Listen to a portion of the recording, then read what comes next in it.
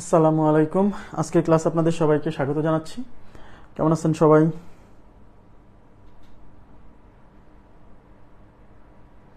ওয়ালাইকুম আসসালাম, আদাব। জি আলহামদুলিল্লাহ ভালো আছি, আপনারা কেমন আছেন?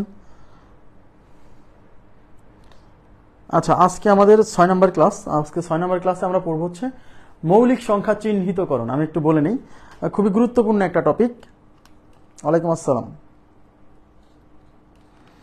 এই মৌলিক সংখ্যা চিহ্নিতকরণ, আমাদের ক্লাস হচ্ছে মৌলিক সংখ্যা চিহ্নিতকরণ, মানে একটা সংখ্যা মৌলিক কিনা, একটা সংখ্যা মৌলিক কিনা এটা আমরা যাচাই করব, ঠিক আছে?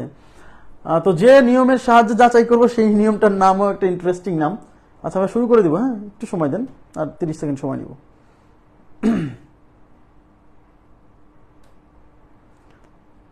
তাহলে আমাদের আজকের পড়ালেখার বিষয়বস্তু হচ্ছে মৌলিক সংখ্যা চিহ্নিতকরণ, মানে কোনো একটা সংখ্যা মৌলিক কিনা। মনে করেন আপনাকে বলা হলো যে 263 এই সংখ্যাটা মৌলিক কিনা। তো এখন এই 263 সংখ্যাটা মৌলিক কিনা এটা চেক করতে গেলে তো একে ভাগ করে দেখতে হবে। এখন ভাগ করতে করতে তো জীবন শেষ হয়ে যাবে, কিন্তু ভাগ শেষ হবে না। তো আজকে আমরা দেখবো যে কিভাবে মানে খুব অল্প সময়ের মধ্যে 20-25 সেকেন্ড সময় ব্যয় করেও এরকম বড় বড় সংখ্যা মৌলিক কিনা সেটা বের করে ফেলা যায় খুব সহজেই। হ্যাঁ, তো দেখেন আমরা শুরু করছি। তাহলে আমাদের প্রথমে হচ্ছে মৌলিক সংখ্যা, ইংরেজিতে আমরা বলি প্রাইম নাম্বার। প্রাইম নাম্বার মৌলিক সংখ্যা। আচ্ছা, তো মৌলিক সংখ্যা কাকে বলে? তো মৌলিক সংখ্যা কাকে বলে এটা বললে পরে আমরা ম্যাক্সিমামই বলি যে সকল সংখ্যাকে এক এবং ওই সংখ্যা ছাড়া অন্য কোনো কিছু দিয়ে ভাগ করা যায় না তাদেরকে মৌলিক সংখ্যা বলে। তো এই সংজ্ঞার মধ্যে কিছু ত্রুটি আছে, সবাই একটু তাকান। যে সকল সংখ্যাকে এক এবং ওই সংখ্যা ছাড়া অন্য কোনো কিছু দিয়ে ভাগ করা যায় না তাকে মৌলিক সংখ্যা বলে। যেমন যেমন 3, এই 3কে 1 এবং 3 ছাড়া অন্য কোনো কিছু দিয়ে ভাগ করা যায় না, সুতরাং 3 একটা মৌলিক সংখ্যা। যেমন 7, এই 7কে 1 এবং 7 ছাড়া অন্য কোনো কিছু দিয়ে ভাগ করা যায় না, সুতরাং 7 একটা মৌলিক সংখ্যা, তাই কিনা? যেমন 13, এটাকে 1 এবং 13 ছাড়া অন্য কোনো কিছু দিয়ে ভাগ করা যায় না, সুতরাং 13 একটা মৌলিক সংখ্যা। তাহলে আমাকে বলেন -3 মৌলিক কিনা? রেসপন্স করেন তো, -3 মৌলিক কিনা? আমরা যে সংজ্ঞাটা জানি যে সকল সংখ্যাকে এক এবং ওই সংখ্যা ছাড়া অন্য কোনো কিছু দিয়ে ভাগ করা যায় না তারা মৌলিক, তাহলে সেই শর্তের মধ্যে -3 পড়ছে কিনা? -3 পড়ছে কিনা মানে -3 মৌলিক কিনা? 3 যদি মৌলিক হয় তাহলে -3 মৌলিক কিনা বলেন? 3 মৌলিক না, তার 3 মৌলিক। যেমন 2 মৌলিক, 2 একটা মৌলিক সংখ্যা, কারণ 2কে 1 এবং 2 ছাড়া অন্য কোনো কিছুতে ভাগ করা যায় না। তাহলে -2 কি? তাহলে -2 কি মৌলিক না? এই শর্তের মধ্যে পড়ে নাই। আমার কথা কি বুঝাইতে পারছি? হ্যাঁ, এই জায়গাতে অনেকে ভুল করবে, এই -3 কে মৌলিক দিয়ে চলে আসবে, কিন্তু -3 মৌলিক না। -3 মৌলিক সংখ্যা না, এই জন্য ওইটা হলো ত্রুটিপূর্ণ সংজ্ঞা, যে সকল সংখ্যাকে এক এবং ওই সংখ্যা ছাড়া অন্য কোনো কিছু দিয়ে ভাগ করা যায় না তারা মৌলিক, ওখানে ত্রুটি আছে। মৌলিক সংখ্যার সংজ্ঞা আপনাকে সহিভাবে পড়তে হবে। দেখেন, এই যে মৌলিক সংখ্যার সংজ্ঞা আমি এখানে লিখে দিছি, আমি বলে দিব কোন জায়গাটা আপনাকে গুরুত্বপূর্ণ।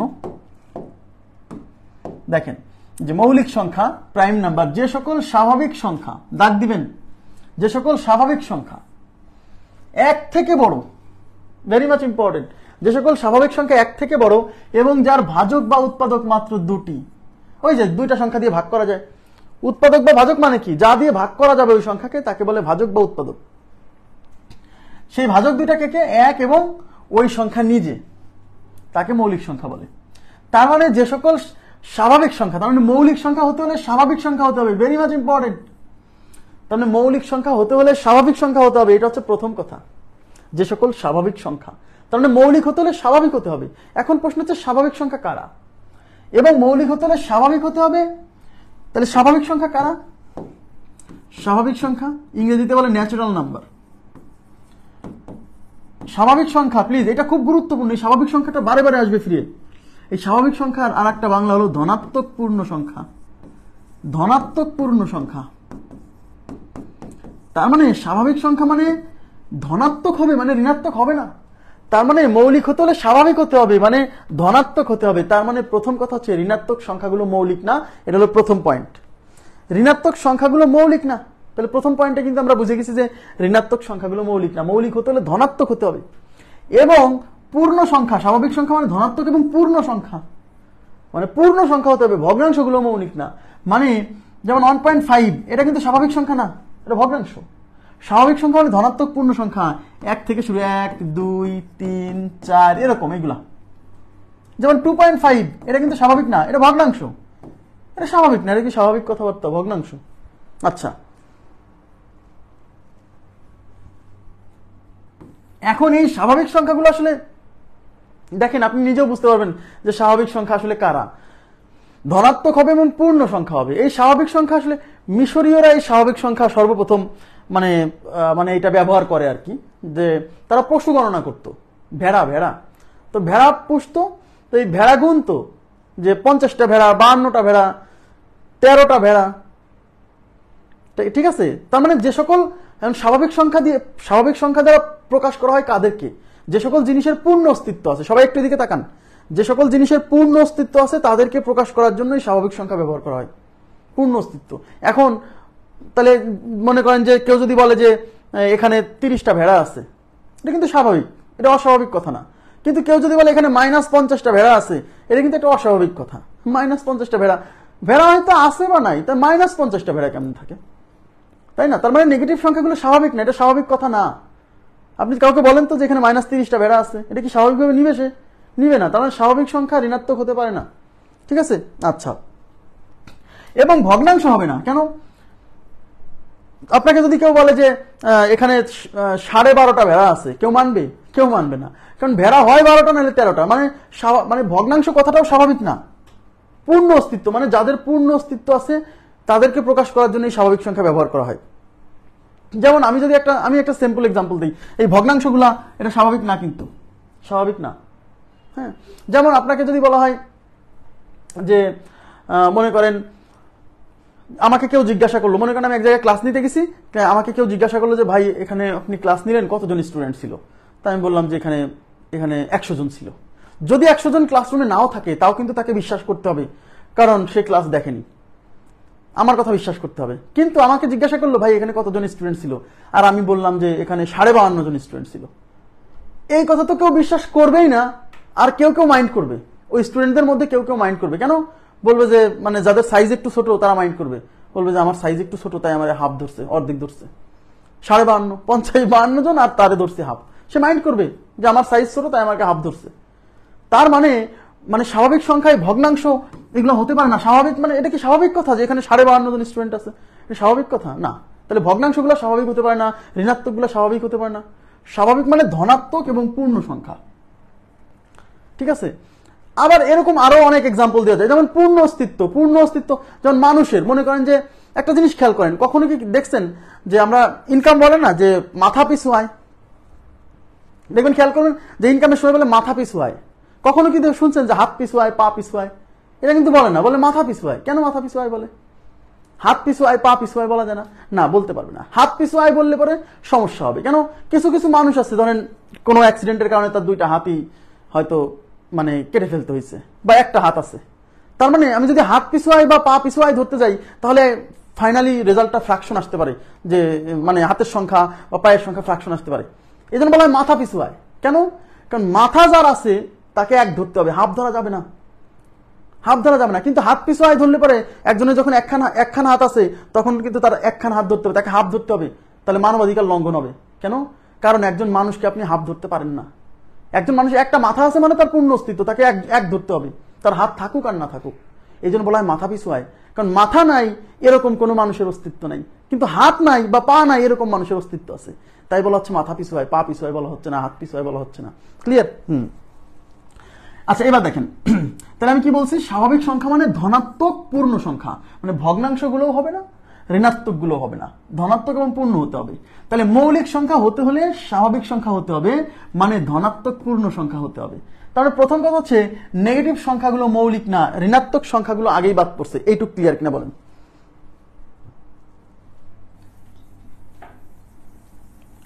এবার দেখেন, তাহলে যে সকল স্বাভাবিক সংখ্যা 1 থেকে বড়, এদিকে দেখেন, সবাই মনোযোগ দেন প্লিজ, 1 থেকে বড়, তার মানে মৌলিক সংখ্যা হতে হলে 1 থেকে বড় হতে হবে। ভেরি মাচ ইম্পর্টেন্ট পয়েন্ট, এই যে 1 থেকে বড় হতে হবে, মানে মৌলিক সংখ্যা হতে হলে 1 থেকে বড় হতে হবে। এক থেকে বড়, তার মানে এর দ্বারা কি বোঝায়? এর দ্বারা বোঝায় এক মৌলিক সংখ্যা নয়, এর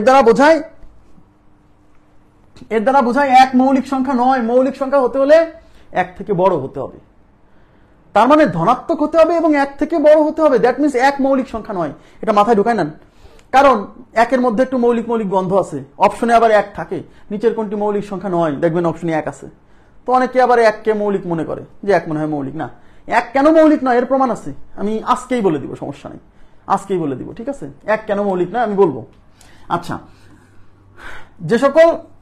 যে সকল স্বাভাবিক সংখ্যা এক থেকে বড় এবং যার ভাজক বা উৎপাদক মাত্র দুটি, মানে ওই যে সকল সংখ্যাকে দুইটা এক এবং ওই সংখ্যা দিয়ে ভাগ করা ছাড়া অন্য কোনো কিছু দিয়ে ভাগ করা যায় না, এই জন্য বলা হচ্ছে ভাজক বা উৎপাদক মাত্র দুটি। সেই ভাজক বা উৎপাদক কে কে? এক এবং ওই সংখ্যা নিজে। যেমন তিন একটা মৌলিক সংখ্যা, কারণ তিনকে এক এবং এই তিন দ্বারা ছাড়া অন্য কোনো কিছু দিয়ে ভাগ করা যায় না, এই জন্য বলছে ভাজক বা উৎপাদক মাত্র দুটি। সেই ভাজক উৎপাদক কে কে? এক এবং ওই সংখ্যা নিজে। আশা করি বুঝছেন। আচ্ছা, এখন একটা জিনিস খেয়াল করেন, 17 সংখ্যাটা মৌলিক কিনা। এখন কোন সংখ্যা মৌলিক কিনা প্রথমে আমাকে কি চেক করতে হবে? প্রথম কথা হচ্ছে এই সংখ্যাকে স্বাভাবিক সংখ্যা হতে হবে। এখন প্রশ্ন হচ্ছে, দেখেন তো 17 স্বাভাবিক সংখ্যা কিনা? ইয়েস, 17 ধনাত্মক পূর্ণ সংখ্যা মানে স্বাভাবিক সংখ্যা, এবং তাকে কি হতে হবে? এক থেকে বড় হতে হবে। দেখেন তো এটা কি এক থেকে বড় কিনা? ইয়েস, এক থেকে বড়, মানে শর্ত মানছে। এইবার দেখতে হবে এর ভাজক বা উৎপাদক দুইটা কিনা। এই 17কে এক এবং 17 ছাড়া অন্য কোনো কিছু দিয়ে ভাগ করা যায় না, সুতরাং 17 একটা মৌলিক সংখ্যা। ক্লিয়ার হয়েছে বিষয়টা? তার মানে 17 একটা মৌলিক সংখ্যা। আশা করি বুঝতে পারছেন। তারপরে 23 একটা মৌলিক সংখ্যা, এগুলা সবাই পারবে। 17, 23, 29, 41, কেন? এগুলো ছোট ছোট সংখ্যা, কিন্তু যখনই সংখ্যাটা 200, 300-র উপরে চলে আসতেছে, 100, 150, 250, তখন আর পারছে না যে এটা মৌলিক নাকি মৌলিক না। আজকের ক্লাসের মূল বিষয়বস্তু এটা, যে বড় বড় যে সংখ্যাগুলো পরীক্ষা আসে সেগুলো আমরা আইডেন্টিফাই করে ফেলবো 20-25 সেকেন্ডের মধ্যে, বা সর্বোচ্চ 40 সেকেন্ড সময় লাগবে। 30-40 সেকেন্ডের মধ্যে আমি বের করে ফেলবো যে এই সংখ্যাটা মৌলিক কিনা। ঠিক আছে? আচ্ছা, দেখেন জিরো মৌলিক কেমনে হবে? একটু, তাহলে জিরো কি স্বাভাবিক সংখ্যা? বলেই তো দিলাম যে মৌলিক সংখ্যা হতে হলে এক থেকে বড় হতে হবে। তাহলে জিরো, তাহলে এক থেকে বড় হলে কি সে জিরোর চেয়ে বড় হতে হবে না? আচ্ছা, তাহলে মৌলিক সংখ্যার ডেফিনেশন আপনারা বুঝতে পারছেন। আচ্ছা, এখন দেখেন, একটু মনোযোগ দেন প্লিজ। তাহলে আমরা কি দেখলাম? ঋণাত্মক সংখ্যাগুলো মৌলিক হবে না, ভগ্নাংশগুলো তো মৌলিক হবেই না। আচ্ছা, তাহলে এখন প্রশ্ন হচ্ছে মৌলিক সংখ্যা হতে হলে এক থেকে বড় হতে হবে। এক থেকে বড় তার মানে এক মৌলিক নয়, প্রথম কথা। তাহলে মৌলিক সংখ্যা শুরু কত থেকে? 2 থেকে। তাহলে মৌলিক সংখ্যা শুরু হচ্ছে 2 থেকে, তার মানে মৌলিক সংখ্যা জগতের সর্বকনিষ্ঠ সদস্য 2, সবচেয়ে ছোট, কারণ 2কে 1 এবং 2 ছাড়া অন্য কোনো কিছু দিয়ে ভাগ করা যায় না, 2 মৌলিক। এবং মজার বিষয় হচ্ছে একমাত্র জোড় মৌলিক সংখ্যা 2। এদিকে তাকান, একমাত্র জোড় মৌলিক সংখ্যা 2। মৌলিক সংখ্যার মধ্যে জোড়, এই একমাত্র 2 হচ্ছে জোড় মৌলিক সংখ্যা। এই 2 এর পরে যত জোড় সংখ্যা আছে এরা একজনও মৌলিক না, মানে 2 পরবর্তী যত মৌলিক সংখ্যা আছে সব মৌলিক সংখ্যায় বিজোড়, একমাত্র জোড় মৌলিক সংখ্যা 2। মৌলিক সংখ্যা জগতের সর্বকনিষ্ঠ সদস্য 2, একমাত্র জোড় মৌলিক সংখ্যা 2। এখন আমাকে বলেন তো এই 2 এর পরবর্তী জোড় সংখ্যাগুলো কেন মৌলিক না? একটু বলেন তো প্লিজ, রেসপন্স করেন তো। 2 এর পরবর্তী মৌলিক সংখ্যাগুলো কেন জোড় না, মানে জোড় সংখ্যাগুলো মৌলিক নয় কেন?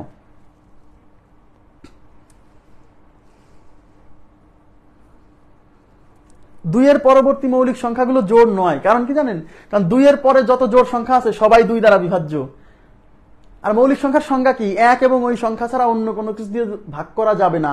কিন্তু 2 পরে যত জোড় সংখ্যা আছে সবাইকে 2 ভাগ করতে পারে। তা 2 যেহেতু ভাগ করতে পারে, তাহলে ভাগ গেলে তো আর মৌলিকত্ব থাকছে না।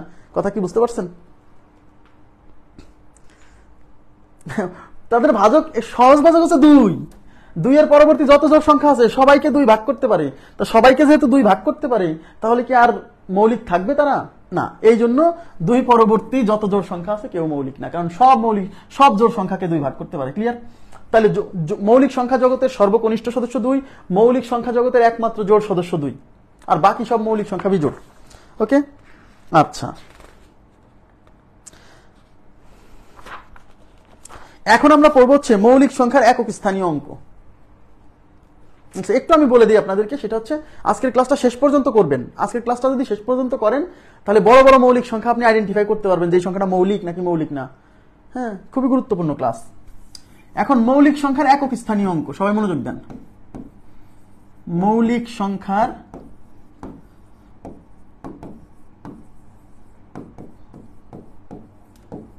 একক স্থানীয় অঙ্ক। আচ্ছা, 10 পরবর্তী, আবার বলছি 10-এর আগে না কিন্তু, 10 পরবর্তী মৌলিক সংখ্যাগুলোর, 10 পরবর্তী মৌলিক সংখ্যাগুলোর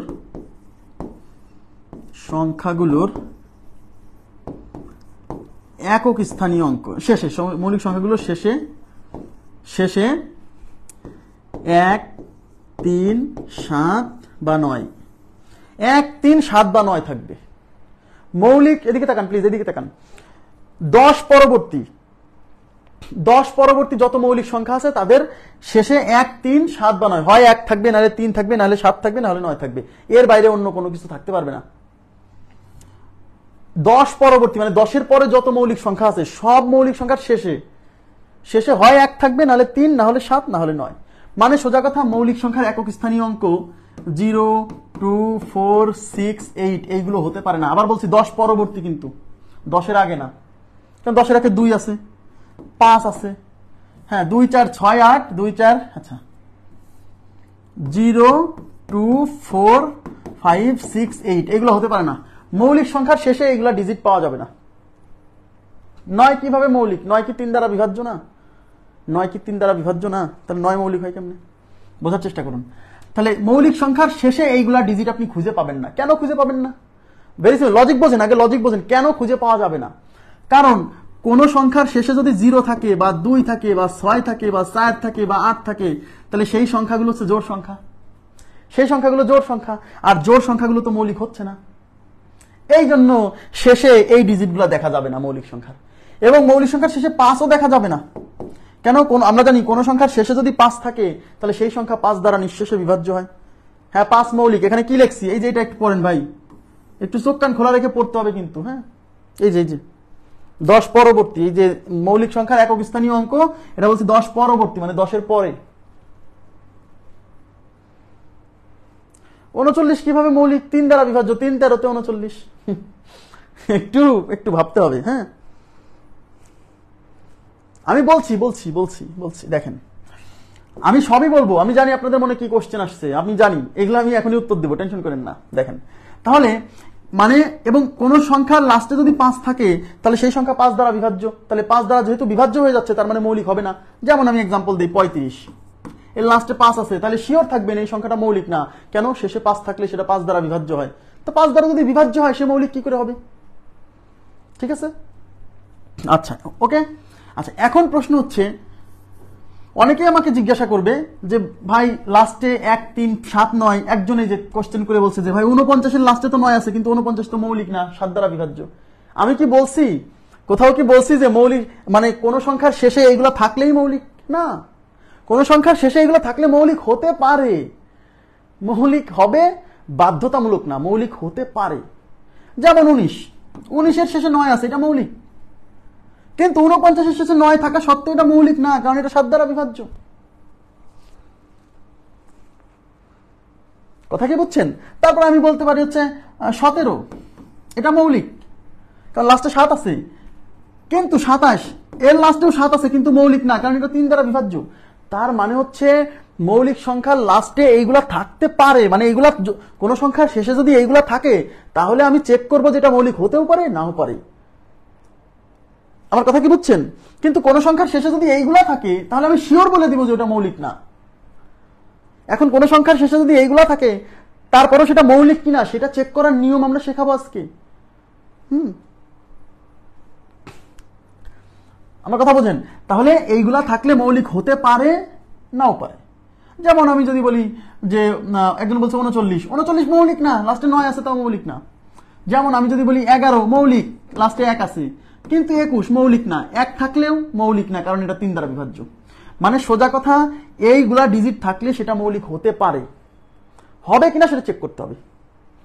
আর যদি এইগুলা ডিজিট থাকে মৌলিক শেষে, কোন সংখ্যার শেষে, তাহলে সেটা মৌলিক না, প্রথমেই বাদ। আমি কি বুঝাইতে পারছি? ওকে, এই জন্য মৌলিক সংখ্যার একক স্থানীয় অঙ্ক কেমন হতে পারে, পরীক্ষায় প্রশ্ন আসতে পারে একটা মৌলিক সংখ্যার একক স্থানীয় অঙ্ক নিচের কোনটি হতে পারে না। তাহলে অপশনে এইগুলা থাকলে সেটা হবে উত্তর, মৌলিক সংখ্যার একক স্থানীয় অঙ্ক। হ্যাঁ, 10 পরবর্তী, অবশ্যই 10 পরবর্তী। ওকে, আচ্ছা এবার দেখেন 11 মৌলিক না, 11 মৌলিক না, কে বলছে 11 তো মৌলিক, 21 মৌলিক না। আচ্ছা হয়েছে, এবার দেখেন এই যে আমি এটা লিখে দিছি, এখানে নোট লিখে দিচ্ছি, দেখেন ঋণাত্মক সংখ্যাগুলো মৌলিক সংখ্যা নয়। এই যে ঋণাত্মক, যেমন -2 -3 ... মৌলিক সংখ্যা। মৌলিক সংখ্যা শুরু হচ্ছে 2 হতে, এবং 2 একমাত্র জোড় মৌলিক সংখ্যা, এর পরবর্তী সকল মৌলিক সংখ্যা বিজোড়, কারণ সকল জোড় সংখ্যা 2 দ্বারা বিভাজ্য, নিঃশেষে বিভাজ্য। 2 ব্যতীত অন্য কোনো জোড় সংখ্যা মৌলিক হতে পারে না। ক্লিয়ার? 2 ব্যতীত অন্য কোনো জোড় সংখ্যা মৌলিক হতে পারে না। ঠিক আছে, আচ্ছা নেক্সট। এবার বলছি মৌলিক সংখ্যার একক স্থানীয় অঙ্ক, আমি বুঝাই দিচ্ছি, এখন জাস্ট দেখেন 10-এর পরবর্তী যে কোনো মৌলিক সংখ্যার একক স্থানীয় অঙ্ক 1, 3, 7, 9 ছাড়া অন্য কোনো কিছু হতে পারে না। তবে শেষে 1, 3, 7, 9 থাকলেই যে সেটা মৌলিক সংখ্যা হবে এমন কোনো কথা নেই। দেখছেন আমি সব বলে দিছি, কিন্তু আপনি যা যা কোশ্চেন করবেন। তবে 10 পরবর্তী কোন মৌলিক সংখ্যার একক স্থানীয় অঙ্ক কখনোই 0, 2, 4, 6, 8, এখানে আরেকটা ডিজিট যোগ করে নেন 5, এখানে 5 কেউ অ্যাড করে নেন, 0, 2, 4, 6, 8, 5 এগুলো কোনো কিছু হতে পারে না। ক্লিয়ার? আশা করি বুঝতে পারছেন। নেক্সট। আচ্ছা, এখন আমরা পড়ব হচ্ছে মৌলিক সংখ্যা চিহ্নিতকরণের নিয়ম। এখন খুব গুরুত্বপূর্ণ একটা জায়গায় আসছি, যে জিনিসের জন্য আপনারা এতক্ষণ ওয়েট করতেছিলেন। সবাই একটু তাকাবেন প্লিজ। এখন থেকে আমাকে বেশি না, মাত্র 25টা মিনিট সময় দিবেন প্লিজ। আপনারা আমাকে 25 মিনিট সময় দেন, আপনাদেরকে আমি এমন কিছু শেখাবো যা আপনার আজকের আজকে রাতে আপনি খালি এগুলাই প্র্যাকটিস করতে থাকবেন। ঠিক আছে, কিন্তু আমাকে 25টা মিনিট সময় দিতে হবে কাইন্ডলি। দেখেন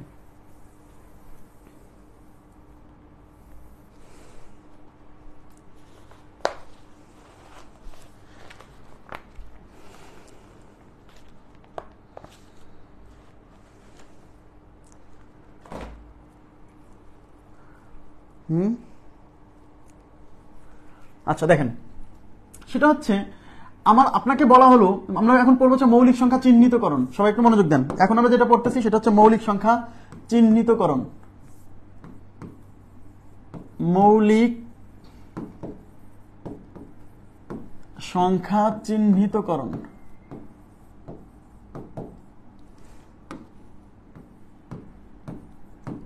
একটা সংখ্যা মৌলিক কিনা সেটা আমরা চিহ্নিত করব। হ্যাঁ, এর জন্য কি করতে হবে একটু তাকান প্লিজ, একটু তাকান। মনে করেন আপনাকে বলা হলো যে 87 সংখ্যাটা মৌলিক কিনা। সবাই তাকাবেন প্লিজ, সবাই তাকান, এবার একটু মনোযোগ দেন। আপনাকে বলা হলো এই সংখ্যাটা মৌলিক কিনা, বা আপনাকে বলা হলো যে 143 এই সংখ্যাটা মৌলিক কিনা, বা আপনাকে বলা হলো যে 147, একটু তাকান, 147 এই সংখ্যাটা মৌলিক কিনা। এর জন্য এখন এদিকে তাকান, এদিকে। এখন আমরা কি করবো জানেন? কোন একটা সংখ্যা মৌলিক কিনা এটা চেক করার জন্য কি করতে হবে? এদিকে তাকান। এই সংখ্যাটা মৌলিক কিনা এটা চেক করার জন্য একে ভাগ করতে হবে। সবাই কিন্তু আমি বলছি আমাকে 25টা মিনিট সময় দিন। দেখেন খুব ইন্টারেস্টিং এবং আপনার মজা লাগবে, বড় সংখ্যা হইলেও মজা লাগবে। এই কোন একটা সংখ্যা মৌলিক কিনা এটা চেক করতে হলে এই সংখ্যাকে ভাগ করতে হবে। যদি এই সংখ্যাকে কেউ ভাগ করতে পারে তাহলে কিন্তু এ মৌলিক না, কারণ মৌলিক সংখ্যাকে তো কেউ ভাগ করতে পারবে না। আর যদি এই সংখ্যাকে কেউ ভাগ করতে না পারে তাহলে 147 মৌলিক। আমি কি বুঝাইতে পারছি? বলবেন যে এ তো আমি জানি ভাই, এ তো আমি জানি, এ আপনি কি শেখাবেন? হ্যাঁ, এখানে আমি কি শেখাবো দেখেন। এখন প্রশ্ন হচ্ছে যে এই সংখ্যাটা মৌলিক কিনা এইটা চেক করার জন্য, যেমন আপনাকে আমি যদি বলি যে 97 বা 149 এই সংখ্যাটা মৌলিক কিনা, 149 এই সংখ্যাটা মৌলিক কিনা, এদিকে তাকান। এই সংখ্যাটা মৌলিক কিনা এটা চেক করার জন্য একে আমরা এখন ভাগ করব। কিন্তু প্রশ্ন হচ্ছে একে যে আমি ভাগ করব, কিন্তু একে তো ভাগ করতে থাকলে তো ভাগ করতে করতে তো আপনার জীবন শেষ হয়ে যাবে, কিন্তু ভাগ শেষ হবে না। পরীক্ষা শেষ হয়ে যাবে কিন্তু ভাগ শেষ হবে না, তাই না? তার মানে একে যে আমরা ভাগ করব, কিন্তু কি দিয়ে ভাগ করব? এদিকে তাকান। কোন একটা সংখ্যা মৌলিক কিনা এটা যাচাই করার জন্য এই সংখ্যাকে সবকিছু দিয়ে ভাগ করার দরকার নাই, শুধু মৌলিক সংখ্যা দিয়ে ভাগ করতে হবে। প্রথম কথা। কোন একটা সংখ্যা মৌলিক কিনা এটা যাচাই করার জন্য সবকিছু দিয়ে ভাগ করা লাগবে না, শুধু মৌলিক সংখ্যা দিয়ে ভাগ করতে হবে। কেন সেটা আমি বলবো কিছুক্ষণ পরে। তার মানে এই সংখ্যা মৌলিক কিনা এটা যাচাই করার জন্য আমরা শুধু মৌলিক সংখ্যা দিয়ে ভাগ করব, 2 দিয়ে, 3 দিয়ে, 5 দিয়ে, 7 দিয়ে, 11 দিয়ে, 13 দিয়ে, এরকম। কিন্তু প্রশ্ন হচ্ছে, একজন জিজ্ঞাসা করছে ভাই ঠিক আছে মৌলিক সংখ্যা দিয়ে ভাগ করবো, কিন্তু এ তো মৌলিক সংখ্যাও তো অনেক, এতগুলো দিয়ে ভাগ করে তো আমার জীবন শেষ হয়ে যাবে, কিন্তু ভাগ শেষ হবে না, কতক্ষণ ধরে ভাগ করতে থাকবো? ইয়েস, এখান থেকে আমাদেরকে কতক্ষণ পর্যন্ত ভাগ করব, মানে আমার লিমিট কত পর্যন্ত, সেটা আমাদেরকে বের করতে হবে। এদিকে তাকান প্লিজ। এর জন্য এদিকে যে সংখ্যার মৌলিকত্ব যাচাই করতে হবে, মানে মৌলিক কিনা, ওই সংখ্যার বর্গমূল নিতে হবে। প্রথম কাজ, ওই সংখ্যার বর্গমূল নিতে হবে। তাহলে 149 বর্গমূল, এদিকে 149 বর্গমূল এইবার কাজে দিবে। বলেন তো 144 হলে কত হতো? 12। তাহলে 149 হলে নিশ্চয়ই 12 দশমিক সামথিং, এদিকে। তার মানে 149 বর্গমূল 12 দশমিক সামথিং। এই সামথিং আমার দরকার না, আমার দরকার হচ্ছে এই দশমিকের আগের যে সংখ্যা না, ওইটা। ঠিক আছে?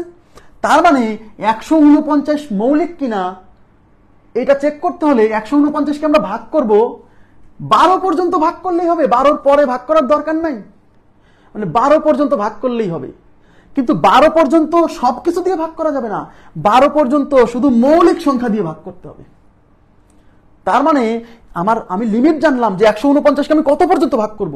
কারণ আমি যদি এই লিমিট না জানি, তাহলে তো আমি 2 দিয়ে একবার, 3 দিয়ে একবার, 5 দিয়ে, 13 দিয়ে, তারপর 17 দিয়ে, 19 দিয়ে ভাগ করতেই থাকবো, ভাগ শেষ হয়ে যাবে, জীবন শেষ হয়ে যাবে, কিন্তু ভাগ শেষ হবে না। তার মানে কোনো একটা সংখ্যা মৌলিক কিনা এইটা যাচাই করার জন্য ওই সংখ্যাকে শুধু মৌলিক সংখ্যা দিয়ে ভাগ করতে হবে, প্রথম কথা। কিন্তু প্রশ্ন হচ্ছে কত পর্যন্ত ভাগ করব, লিমিট কত পর্যন্ত? আমার লিমিট হচ্ছে এই সংখ্যার বর্গমূল নিতে হবে। বর্গমূলের দশমিকের আগে যে পূর্ণ অংশ না, ওই পূর্ণ অংশটাই হচ্ছে আমার লিমিট। তার মানে 149 সংখ্যাটা মৌলিক কিনা এইটা চেক করার জন্য এই 12 পর্যন্ত যে মৌলিক সংখ্যাগুলো আছে শুধু সেইগুলো দিয়ে ভাগ করতে হবে, সবকিছু দিয়ে ভাগ করার দরকার নাই। ক্লিয়ার? আচ্ছা, এবার দেখেন, একটু সময় দিবেন, প্রত্যেকটা জিনিস বুঝতে তো একটু সময় লাগে। তাহলে 149 বর্গমূল কত? 12 দশমিক সামথিং। তার মানে আমার লিমিট হলো 12। লিমিট হলো 12। 12 পর্যন্ত সব না, 12 পর্যন্ত মৌলিক। আচ্ছা, 12 পর্যন্ত মৌলিক কে কে আছে? 2 আছে, 3 আছে, 5 আছে, 7 আছে, 11 আছে। তার মানে আমি 149 সংখ্যাটা মৌলিক কিনা এটা চেক করতে গেলে শুধু এই কয়টা দিয়ে ভাগ করলেই হবে, এর বাইরে ভাগ করার দরকার নাই। যদি এই কয়টার মধ্যে, এদিকে তার মধ্যে, এদিকে তাকান, যারা সহজ সরল এরা 2 দিয়ে আর 5 দিয়ে ভাগ করে সময় নষ্ট করবে। ভাই 2 দিয়ে আপনি ভাগ করবেন কেন? 2 দিয়ে যদি কেউ ভাগ যায় সে তো জোড় সংখ্যা, আর জোড় সংখ্যা তো মৌলিক হতেই পারে না। তাহলে এইটা কি 2 দিয়ে ভাগ যাবে? আপনি সময় কেন নষ্ট করতেছেন? 5 দিয়ে ভাগ করতে হলে লাস্টে 5 বা 0 থাকতে হয়, তো লাস্টে 5 বা 0 যদি থাকে কোনো সংখ্যা, সে তো মৌলিকই না, ওকে তো আগেই বাদ দিয়ে দিব। তার মানে এই 2 আর 5 দিয়ে ভাগ করে সময় নষ্ট করা যাবে না, কারণ 2 দিয়ে ভাগ যেতে হলে জোড় হতে হবে, জোড় তো মৌলিক না, ও আগেই বাদ। বলছি 5 দিয়ে ভাগ করতে হলে লাস্টে 0 বা 5 থাকতে হয়, তো আমার 0 বা 5 থাকলে তো ওটা মৌলিকই না, লাস্টে 0 বা 5 থাকলে সে 5 দ্বারা বিভাজ্য, ওকে তো টেস্টই করবো না। তার মানে আমার লিমিটের মধ্যে 13, 3, 7 আর 11 এই তিনটা দিয়ে 149কে ভাগ করতে হবে। যদি এই তিনজনের মধ্যে কেউ 149কে ভাগ করতে পারে তাহলে সে মৌলিক না, কারণ ভাগ করলে তো মৌলিক হবে না। আর এই 3, 7 আর 11-র মধ্যে কেউ যদি ভাগ করতে না পারে তাহলেই 149 মৌলিক। ক্লিয়ার? এইবার 149কে প্রথমে আমি 3 দিয়ে ভাগ করব। এইবার আমাদের কাজে লাগবে বিভাজ্যতার নীতি, গত ক্লাসে পড়াইছি, এবার বোঝা যাচ্ছে? এবার বলেন 3 দ্বারা বিভাজ্যতা কি?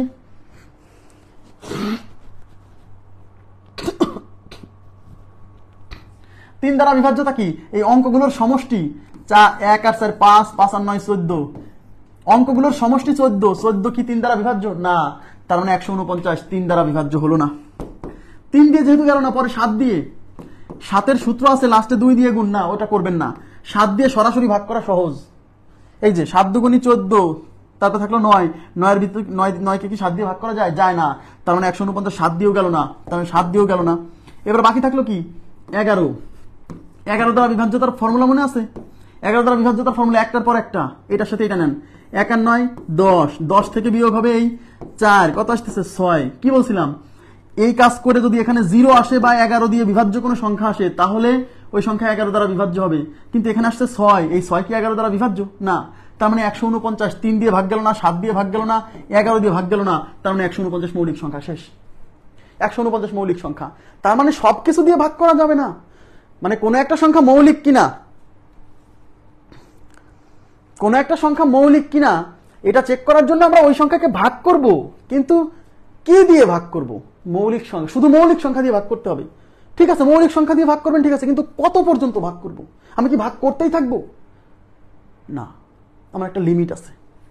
ওকে, এখন প্রশ্ন হচ্ছে এই লিমিটটা জানা দরকার কেন? এদিকে তাকান, এই লিমিটটা জানা দরকার কেন বলতে পারবেন? এই লিমিটটা জানা দরকার এই জন্য, এদিকে তাকান, যে লিমিট জানে যে আমি 12 পর্যন্ত টেস্ট করব, 12 পর্যন্ত মৌলিক গুলা দিয়ে, সে 11 দিয়ে গেল না, সে আর ভাগ করবে না। কিন্তু যে এই লিমিট জানে না, সে 11 দিয়ে ভাগ করার পরে চিন্তা করবে, আচ্ছা এটা কি 13 দিয়ে যায়, 13 দিয়ে টেস্ট করবে। সে অত লিমিট জানে না।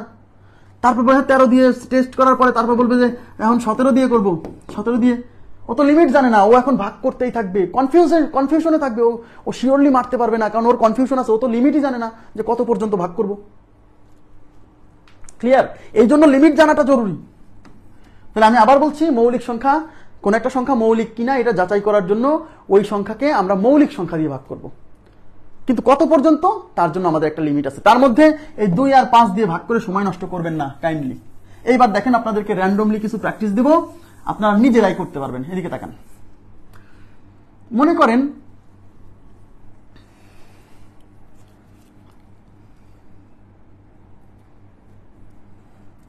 আপনাকে বলা হলো 129 সংখ্যাটা মৌলিক কিনা। সবাই তাকান। হ্যাঁ, লিমিট না জানলে তো আপনি ভাগ করতেই থাকবেন, মনে হবে যে আচ্ছা এটা মানে 11 দিয়ে গেল না, তারপর চিন্তা করবেন 13 দিয়ে মনে হয় যাবে, 13 দিয়েও গেল না, তখন তো আপনি মারতে পারতেছেন না, শিওর হন নাই। কিন্তু আপনি দেখেন 11তেই শেষ হয়ে গেছিল, আপনি পরে পরিশ্রম করলেন, খালি খালি পরিশ্রম করলেন। এবার দেখেন 2 আর 5 কাটলাম কেন? 2 দিয়ে যে সংখ্যা বিভাজ্য সে সংখ্যা তো জোড় সংখ্যা, আর জোড় সংখ্যা তো মৌলিক হতে পারে না। তাহলে আমি 2 দিয়ে কেন ট্রাই করবো কেন? 149 কি 2 দিয়ে ভাগ যাবে? আমি 2 দিয়ে ট্রাই করে সময় নষ্ট করবো কেন? আর 5 দিয়ে ভাগ যেতে হলে লাস্টে 0 বা 5 থাকতে হয়। তো লাস্টে যদি 0 বা 5 থাকে কোনো সংখ্যার, সে তো মৌলিকই না। প্রথমেই কিন্তু মৌলিক সংখ্যার একক স্থানীয় অঙ্ক পড়ায় আসছি। লাস্টে যদি 0 বা 5 থাকে সে তো এমনিতেই বাদ, মৌলিক না, আমি তো টেস্টই করবো না। বুঝতে হবে এগুলা। 129, তাহলে প্রথম কাজ কি? প্রথম কাজ হচ্ছে এর রুট নেওয়া। এখন বলেন 121 হলে কত হতো? দেখছেন এবার বর্গমূল কাজে লাগতেছে। 121 হলে 11 হতো, তাহলে 129 হবে 11 দশমিক সামথিং। বোঝা যাচ্ছে? আমার তাহলে লিমিট কত? 11। আমার লিমিট হচ্ছে 11। 11 পর্যন্ত মৌলিক কে কে আছে? 2 আছে, 3 আছে, 5 আছে, 7 আছে। 11 পর্যন্ত, কিন্তু এই যে এখানে যে লিমিট আছে ওইটা পর্যন্ত, তার মানে 11 কেও নিতে হবে। হ্যাঁ, এই পর্যন্ত, এখানে যে পূর্ণ সংখ্যা আসবে সেই পূর্ণ সংখ্যা পর্যন্ত যতটা মৌলিক আছে। যেমন আগের অঙ্কে এখানে আসছিল 12 মৌলিক না, তাই 12 কে নিছিলাম না। তার মানে এর মধ্যে 2, 5 দিয়ে ভাগ করে সময় নষ্ট করা যাবে না। এইবার 3 দিয়ে বিভাজ্যটা টেস্ট করতে হবে। 129 3 দ্বারা বিভাজ্যতার সূত্র কি? অঙ্কগুলোর সমষ্টি। 1 আর 2 3, 3 আর 9 12। 12 কি 3 দ্বারা বিভাজ্য? ইয়েস, তার মানে 129 3 দ্বারা বিভাজ্য, তার মানে 129 মৌলিক না। 3এই বাদ পড়ে গেছে, 7 আর 11তে যাওয়া লাগলো না।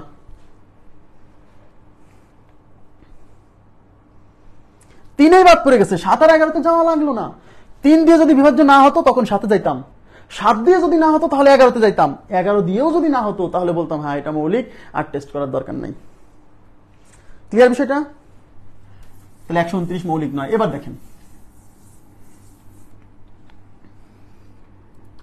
মনে করেন আমি বললাম হচ্ছে 87 সংখ্যাটা মৌলিক কিনা, 87 সংখ্যাটা মৌলিক কিনা এই জন্য চেক করব। এখন আমি কি করব? 87 বর্গমূল নেব, যার মৌলিকত্ব যাচাই করব প্রথমেই তার বর্গমূল। এখন বলেন রুট 81 হলে কত হতো? 9 হতো। তাইলে 87 হলে কত হবে? 9 এর চেয়ে একটু বেশি হবে, 9 পয়েন্ট সামথিং। আরে ভাই 81 হলে যদি 9 হয় তাহলে 87 হলে 9 পয়েন্ট সামথিং হবে না? তার মানে আমার লিমিট হলো 9। এই 9 পর্যন্ত মৌলিক কে কে আছে? 2 3 5 7। 2 3 5 7 এই কটা মৌলিক, তার মধ্যে 2 আর 5 দিয়ে সময় নষ্ট করা যাবে না। তাহলে 3 আর 7 দিয়ে ভাগ করতে হবে। তাহলে 87 কে 3 দিয়ে ভাগ করেন তো, অঙ্কগুলোর সমষ্টি 8 আর 7 15। 15 কি 3 দ্বারা বিভাজ্য? ইয়েস, তার মানে 87 3 দ্বারা বিভাজ্য, তার মানে 87 3 দ্বারা বিভাজ্য হয়ে গেছে, সুতরাং 87 মৌলিক নয়। মৌলিক নয়। তাহলে আমাকে বলেন, এটা খুবই সহজ নিয়ম না? অথচ আমরা কি করতেছি জানেন? আমরা মুখস্থ করতেছি 1 থেকে 100 পর্যন্ত 25টা মৌলিক সংখ্যা গণহারে মুখস্থ করতেছি। কেন ভাই? যেটা বের করতে লাগে 10 সেকেন্ড সেটা আপনি মুখস্থ করতেছেন কেন? মেমোরি লস হচ্ছে না? যা বুঝে পড়া যায় সেটাও মুখস্থ করতেছি, এই জন্যই তো পড়ালেখা কঠিন লাগতেছে। হ্যাঁ, এখন আপনাকে বলা হলো, একটু তাকান, আপনাকে বলা হলো 67 সংখ্যাটা মৌলিক কিনা। খেয়াল করেন 67 সংখ্যাটা মৌলিক কিনা, 67 সংখ্যাটা মৌলিক কিনা। এর জন্য কি করব? 67 এর বর্গমূল নিব। এখন দেখছেন বর্গমূল এখন কাজে লাগতেছে। যারা বর্গমূল পারে না তাদের তো এই সব বলবে কি পড়ায় স্যার। 15 দিলাম, কোথায় 15 দিলাম? এর আগে 5 নাম্বার ক্লাস করতে হবে। 5 নাম্বার ক্লাস না করলে তো এটা বুঝবেন না, কারণ 5 নাম্বার ক্লাসে বিভাজ্যতার নীতি বুঝাইছি। এটা বুঝতে হলে 5 নাম্বার ক্লাস আগে করতে হবে। কোনো ক্লাস বাকি রেখে পরের ক্লাস কেউ করবেন না, তাহলে আপনার পড়ালেখা করে লাভ নাই, শিখতে পারবেন না। হ্যাঁ, তাহলে 64 বর্গমূল কত হয়? 8 হয়। তাহলে 67 বর্গমূল হবে 8 পয়েন্ট সামথিং। তার মানে আমার লিমিট হচ্ছে 8। 8 পর্যন্ত মৌলিক। 8 পর্যন্ত মৌলিক সংখ্যা কে কে আছে বলেন? 2 আছে, 3 আছে, 5 আছে, 7 আছে। তার মধ্যে 2 আর 5 দিয়ে ভাগ করে সময় নষ্ট করবেন না। তাহলে 3 আর 7 দিয়ে ভাগ করবো। এবার বলেন 67 কে 3 দিয়ে ভাগ করেন। 3 দ্বারা বিভাজ্যতার নিয়ম কি? এই অঙ্কগুলোর যোগফল নিতে হবে। 6 আর 7 যোগ করলে হয় 13। 13 কি 3 দ্বারা বিভাজ্য? না। সুতরাং 67 3 দ্বারা ভাগ গেল না। ওকে ফাইন, 3 দিয়ে যায়নি তো কি হয়েছে? 7 দিয়ে করতে হবে। আমি আবার বলছি 7 দিয়ে করার সময় মানে আপনি ম্যানুয়ালি করেন, সূত্র ফেলার দরকার নাই। সূত্র হচ্ছে ম্যানুয়ালি সহজ। 7 9 63, 7 9 63, 7 10 70, মানে 67 কিন্তু 7 দিয়ে গেল না। তার মানে 67 3 দিয়ে যায়নি, 7 দিয়ে যায়নি। তার মানে আমার লিমিট শেষ হয়ে গেছে। সুতরাং 67 একটা মৌলিক সংখ্যা। 67 কি মৌলিক সংখ্যা। এখন যে 3 দিয়ে যায়নি, 7 দিয়ে যায়নি, যে লিমিট জানে না যে 7 পর্যন্ত চেক করবো, হ্যাঁ তো এরপরে আবার 11 দিয়ে টেস্ট করবে, 13 দিয়ে টেস্ট করবে। ওর জীবন শেষ হয়ে যাবে, পরীক্ষা শেষ হয়ে যাবে, কিন্তু ভাগ করা শেষ হবে না। এবার কি বোঝা যাচ্ছে? সহজ না? সহজ না? মুখস্থ কেন করব? এখন আপনাকে যদি কেউ বলে, দেখেন এদিকে তাকান, মনে করেন আপনাকে বললো 53 সংখ্যাটা মৌলিক কিনা। খেয়াল করেন 53 মৌলিক কিনা। কি করতে হবে? 53 বর্গমূল নিতে হবে। 53 বর্গমূল 7 পয়েন্ট সামথিং। কেন? কারণ 49 হলে 60 হতো, তাহলে 53 নিশ্চয়ই 7 পয়েন্ট সামথিং। তাহলে 7 পয়েন্ট সামথিং, তার মানে আমার লিমিট হচ্ছে 7। 7 পর্যন্ত মৌলিক কে কে আছে? 2 3 5 7। তার মধ্যে 2 5 দিয়ে ভাগ করে সময় নষ্ট করবো না। 3 আর 7, তাহলে 3 আর 7, তাহলে 3 দিয়ে এই 53 কে 3 দিয়ে ভাগ করেন, অঙ্কগুলোর সমষ্টি 5 আর 3 8। 8 কি 3 দ্বারা বিভাজ্য? না। সুতরাং 53 3 দ্বারা বিভাজ্য নয়। এবার 7 দিয়ে ভাগ করেন। 53 কে 7 দিয়ে ভাগ করলে 7 7 49, 27 56। 56 হলে ভাগ যেত, মানে 53 7 দিয়েও গেল না, 3 দিয়ে গেল না, 7 দিয়ে গেল না, মানে 53 মৌলিক। 53 কি সংখ্যা? মৌলিক সংখ্যা। তাহলে আমি কি করছি? মুখস্থ করতেছি। 1 থেকে 100 পর্যন্ত 25টা মৌলিক সংখ্যা গণহারে মুখস্থ করুন। হ্যাঁ, তো গণহারে মুখস্থ করলে হবে? যা বের করা যায় 10 সেকেন্ডে, সেটা আমি গণহারে কেন মুখস্থ করব?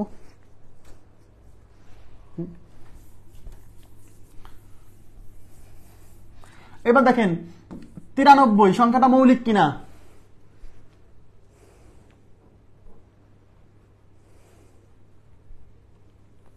93 সংখ্যাটা মৌলিক কিনা, এর জন্য কি করব? 93 এর বর্গমূল নিব। যার মৌলিকত্ব বের করবেন, যাচাই করবেন, তার বর্গমূল নেবেন, প্রথম কথা। এখন দেখেন 81 হলে কত হতো? 9 হতো। 100 হলে 10 হতো, তাই না? 100 হলে 10 হতো। তাহলে 93 কি হবে? 9 পয়েন্ট সামথিং। তার মানে আমার লিমিট হচ্ছে 9। 9 পর্যন্ত মৌলিক কে কে আছে? 2 আছে, 3 আছে, 5 আছে, 7 আছে। তার মধ্যে 2 5 বাদ। 3 আর 7 দিয়ে ভাগ করতে হবে। তাহলে 93 কে 3 দিয়ে ভাগ করেন। 3 দ্বারা বিভাজ্যতার সূত্র কি? 9 আর 3 যোগ করলে কত হয়? 12। 12 কি 3 দ্বারা বিভাজ্য? ইয়েস। তার মানে 93 3 দ্বারা বিভাজ্য, তার মানে 93 মৌলিক না। শেষ। দেখছেন? তাহলে আমি গণহারে মুখস্থ করে লাভ নাই ভাই, গণহারে মুখস্থ করে লাভ নাই। তাহলে মৌলিক নয়, 3 দ্বারা বিভাজ্য। ইয়েস, ঠিক আছে।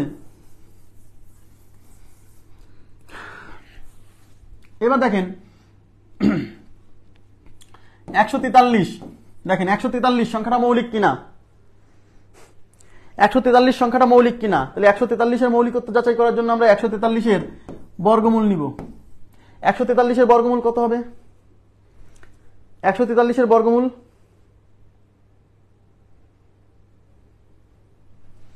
143 এর বর্গমূল কত? 143 এর বর্গমূল হচ্ছে 11 দশমিক সামথিং। কেন? কারণ 144 হলে 12 হতো, তাহলে 143 টা 144 হচ্ছে কম। তার মানে 12 হবে না, 12 চেয়ে একটু কম হবে। তার মানে আমার লিমিট 11, 11 পর্যন্ত লিমিট। 11 পর্যন্ত মৌলিক কে কে আছে বলেন তো?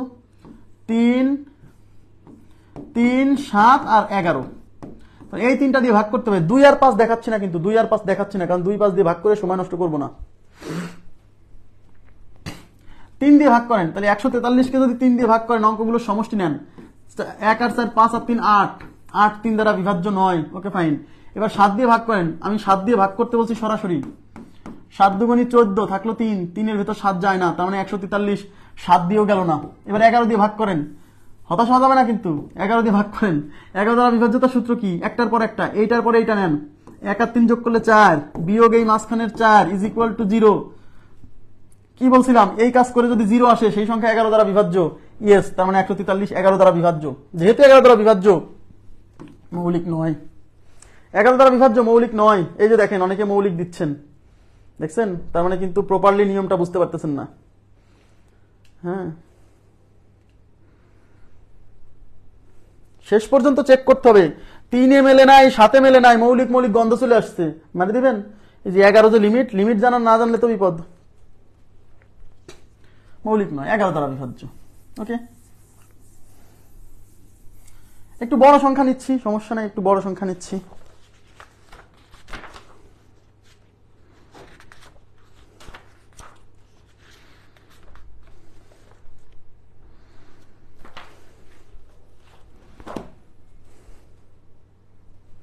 $291, এই সংখ্যাটা মৌলিক কিনা আমরা চেক করব।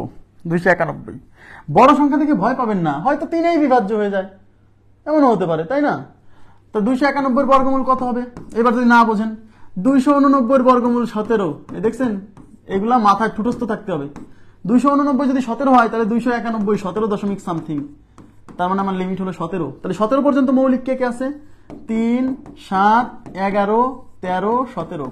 তাহলে প্রথমে 3 দিয়ে ভাগ করেন, 291 কে 3 দিয়ে ভাগ করেন, 3 দ্বারা বিভাজ্যতার সূত্র অ্যাপ্লাই করেন। 2 আর 9 11, 11 আর 1 12, 12 3 দ্বারা বিভাজ্য। ইয়েস, মানে 291 3 দ্বারা বিভাজ্য। তাহলে প্রথমেই বাদ করে গেছে, 3-এই বাদ করে গেছে। ভাই, এগুলো লাগে নাই। আপনাকে পরীক্ষা এত ঝামেলায় ফেলবে না। বড় সংখ্যা দিলেও দেখা যাবে হয় 3-এ বা 7-এ, মানে খুব কাছাকাছি বিভাজ্য হয়ে গেছে। ঠিক আছে, সবসময় যে একদম কাছাকাছি হবে ব্যাপারটা এরকমও না। ধরেন 269,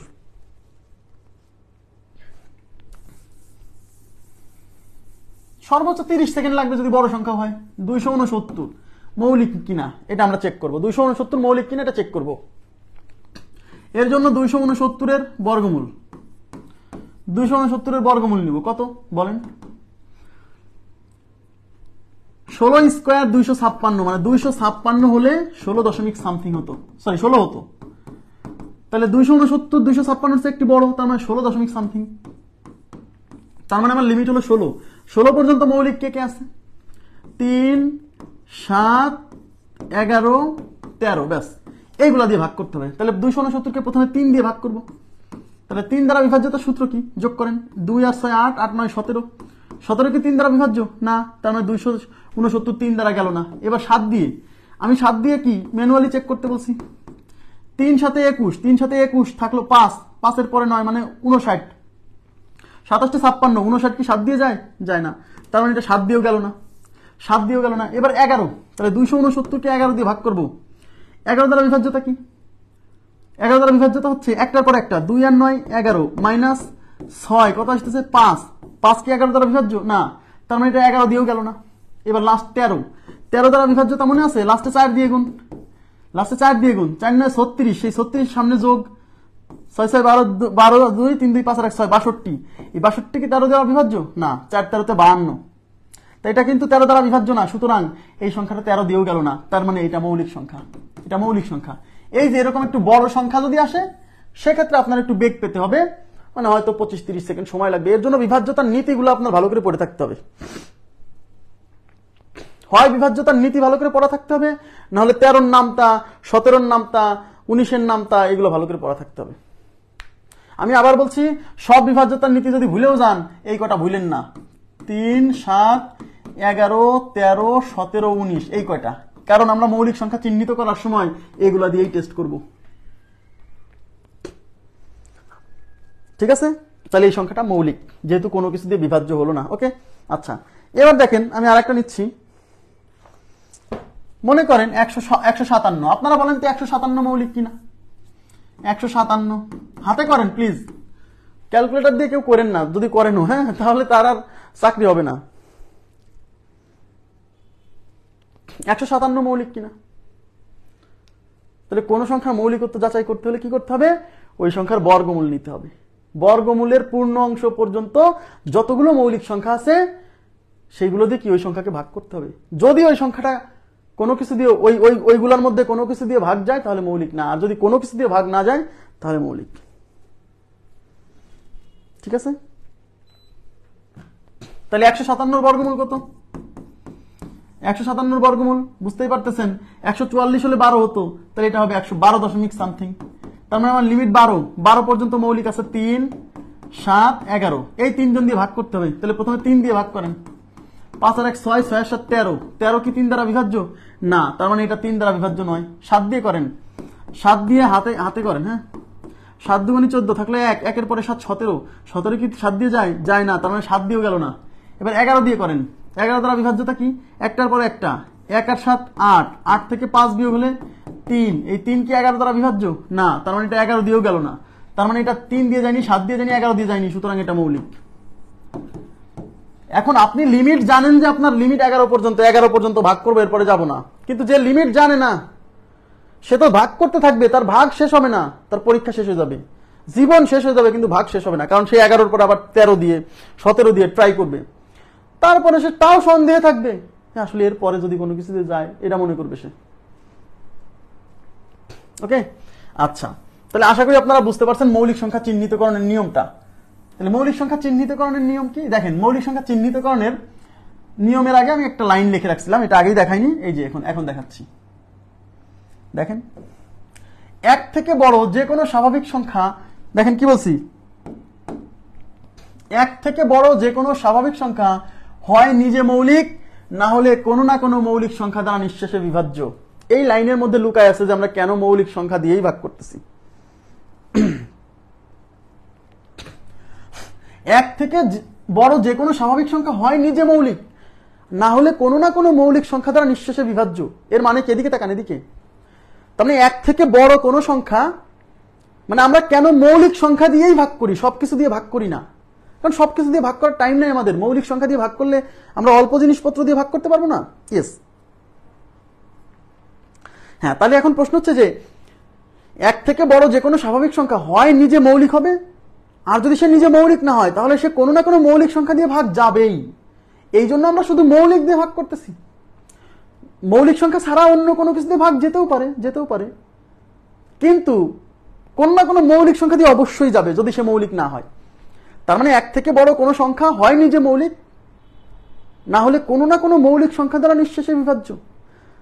তার মানে আমরা কেন মৌলিক সংখ্যা দিয়েই কেবল ভাগ করতেছি, কারণ হয় সে নিজে মৌলিক হবে, কারণ সে যদি নিজে মৌলিক হয় তাহলে কোনো মৌলিক সংখ্যা দিয়ে ভাগ যাবে না, আর যদি সে মৌলিক না হয় তাহলে কোন না কোনো মৌলিক সংখ্যা দিয়ে ভাগ যাবে। এই জন্য আমরা তাকে মৌলিক সংখ্যা দিয়েই ভাগ করতেছি, সবকিছু দিয়ে ভাগ করতেছি না।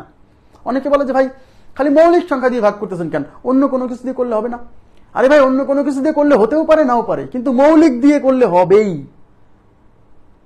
1 থেকে বড় কোনো সংখ্যা হয় নিজে মৌলিক, মানে নিজে হয় মৌলিক হবে। তার মানে কি, মৌলিক হলে তো কোনো কিছু দিয়ে ভাগ যাবে না, আপনি যতই ভাগ করেন, ওই যে ভাগ করে পাচ্ছি না। আর যদি সে মৌলিক না হয় তাহলে সে কোনো না কোনো মৌলিক সংখ্যা দিয়ে অবশ্যই ভাগ যাবে। এই জন্য আমরা শুধু মৌলিক সংখ্যা দিয়ে ভাগ করতেছি, অন্য কোনো কিছু দিয়ে না। ঠিক আছে, আচ্ছা এবার দেখেন, এই যে কেন আমরা মৌলিক সংখ্যা দিয়ে ভাগ করি, এই কথাটাও আমি এখানে লিখে দিছি। অন্য সংখ্যা দ্বারা বিভাজ্য হতে পারে, তবে কোনো না কোনো মৌলিক সংখ্যা দ্বারা অবশ্যই নিঃশেষে বিভাজ্য হবে। অর্থাৎ কোনো একটি সংখ্যা মৌলিক কিনা এটা বোঝার জন্য ওই সংখ্যাকে শুধু মৌলিক সংখ্যা দিয়ে ভাগ করলেই চলবে, সব সংখ্যা দিয়ে ভাগ করার দরকার নেই।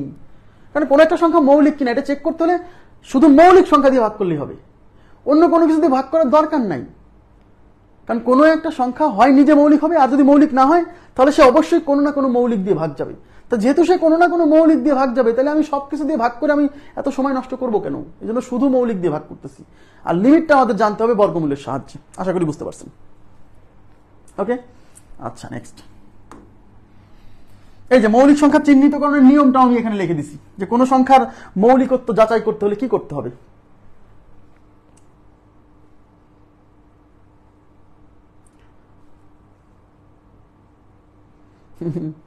সবই পড়তে হবে, খালি বাংলা ইংলিশ মানে শুধু অঙ্ক পড়লে হবে না, হ্যাঁ সব পড়তে হবে। আচ্ছা এবার দেখেন, মৌলিক সংখ্যা চিহ্নিতকরণের নিয়ম, যে সংখ্যার মৌলিকত্ব যাচাই করতে হবে তার বর্গমূলের পূর্ণ অংশ, মানে যার মৌলিকত্ব যাচাই করব সেই সংখ্যার বর্গমূলের পূর্ণ অংশ বা তার নিচের যতগুলো মৌলিক সংখ্যা আছে সেগুলো দ্বারা উক্ত সংখ্যাকে ভাগ করতে হবে। হ্যাঁ, যদি উক্ত সংখ্যাটি একটিও মৌলিক সংখ্যা দ্বারা নিঃশেষে বিভাজ্য হয় তবে মৌলিক হবে না, মানে সে যদি কোনো কিছু দিয়ে বিভাজ্য হয় তাহলে মৌলিক হবে না। আর যদি উক্ত সংখ্যাটি কোনো মৌলিক সংখ্যা দ্বারা বিভাজ্য না হয় তবে সেই সংখ্যাটি মৌলিক হবে। আশা করি বুঝতে পারছেন, নিয়ম আমি লিখে দিছি। আরে ভাই টাইম কমালে কি মানে পড়ায় একটা জিনিস শুরু করলে শেষ করা লাগে না? না আমি মাঝখান থেকে 1.5 ঘন্টা হয়ে গেছে ছেড়ে দিলাম, অথচ মানে রিলেভেন্ট একটা টপিক, প্রাসঙ্গিক একটা টপিক চলতেছে, তখন আমি ছাড়বো কিভাবে? ক্লাস তো 1 ঘন্টা 20 মিনিটেও শেষ হতে পারে, দেখা গেল যে আমি পড়াইছি, পড়ানো শেষ হয়ে গেছে 1 ঘন্টা 20 মিনিটে, তখনই ছেড়ে দিব। এত মানে ছেড়ে দেন করলে তো আপনি শিখতে পারবেন না। শিখতে হলে একটু পেশেন্ট রাখতে হবে। হ্যাঁ, এইবার হচ্ছে গাণিতিক সমস্যা। আচ্ছা গাণিতিক সমস্যা করার আগে আমার আরো কিছু পড়ানো আছে, দেখেন আর অনেক পড়ানো আছে গাণিতিক সমস্যা পড়ানোর আগে।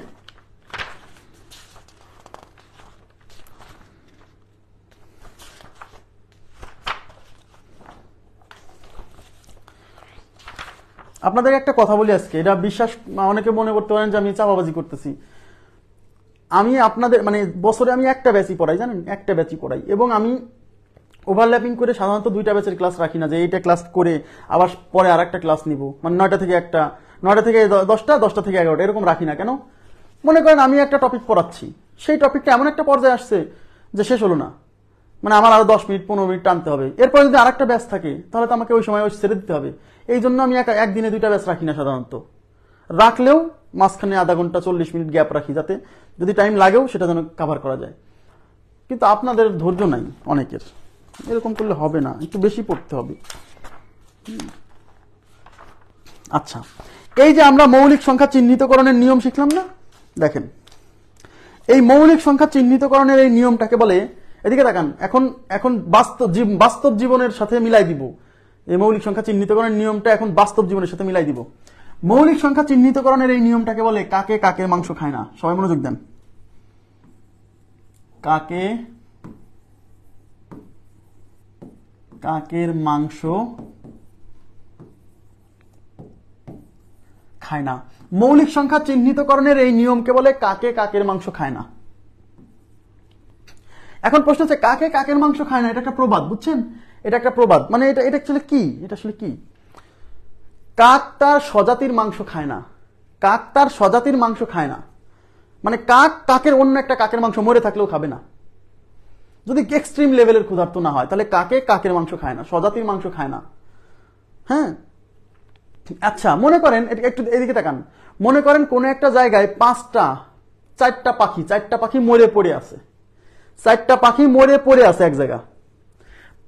সেই 4টা পাখির মধ্যে মনে করেন যে একটা একটা একটা একটা মনে করেন যে ঘুঘু আছে, একটা দোয়েল আছে। দেখেন ঘুঘু আছে একটা,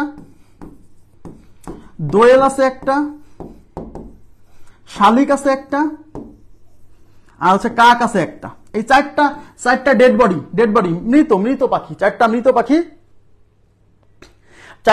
পাখি এক জায়গা পড়ে আছে। রোদ হইছে, বৃষ্টি হইছে, 2-3 দিন পার হয়ে গেছে মরার পরে। এখন গায়ে কোনো লোম নাই, পাখির গায়ে কোনো লোম নাই, খালি 4টা মাংসপিণ্ড পড়ে আছে। এখন আপনাকে কেউ ওই 4টা মাংসপিণ্ড এনে বললো যে ভাই এই 4টা মাংসপিণ্ডের মধ্যে একটা কাক আছে, তুমি বলো তো কোনটা কাক? তাহলে আপনার কিন্তু রাগ হয়ে যাবে, শুনেই রাগ হয়ে যাবে, কিরে আরে ভাই কোনো মাংস, কোনো লোম নাই গায়ে, কিছু নাই, দেখে আমি কি করে বুঝবো কোনটা কাক? কিন্তু আপনি যদি একটু সহজ সরল না হয়, যদি একটু চালাক হন, তাহলে কি করবেন জানেন? তাহলে আপনি এই 4টা ডেড বডি মাংসপিণ্ড আপনি নিয়ে কিছু কাকের সামনে ছেড়ে দিবেন, কিছু জীবন্ত কাকের সামনে ছেড়ে দিবেন। এবার ওই কাকগুলা এসে এই 4টা মাংসপিণ্ডের মধ্যে 3টা মাংসপিণ্ড খেয়ে ফেলবে, একটা মাংসপিণ্ড খাবে না। যে মাংসপিণ্ডটা খাবে না না খেয়ে চলে যাবে, ওইটাই হলো কাক। কেন?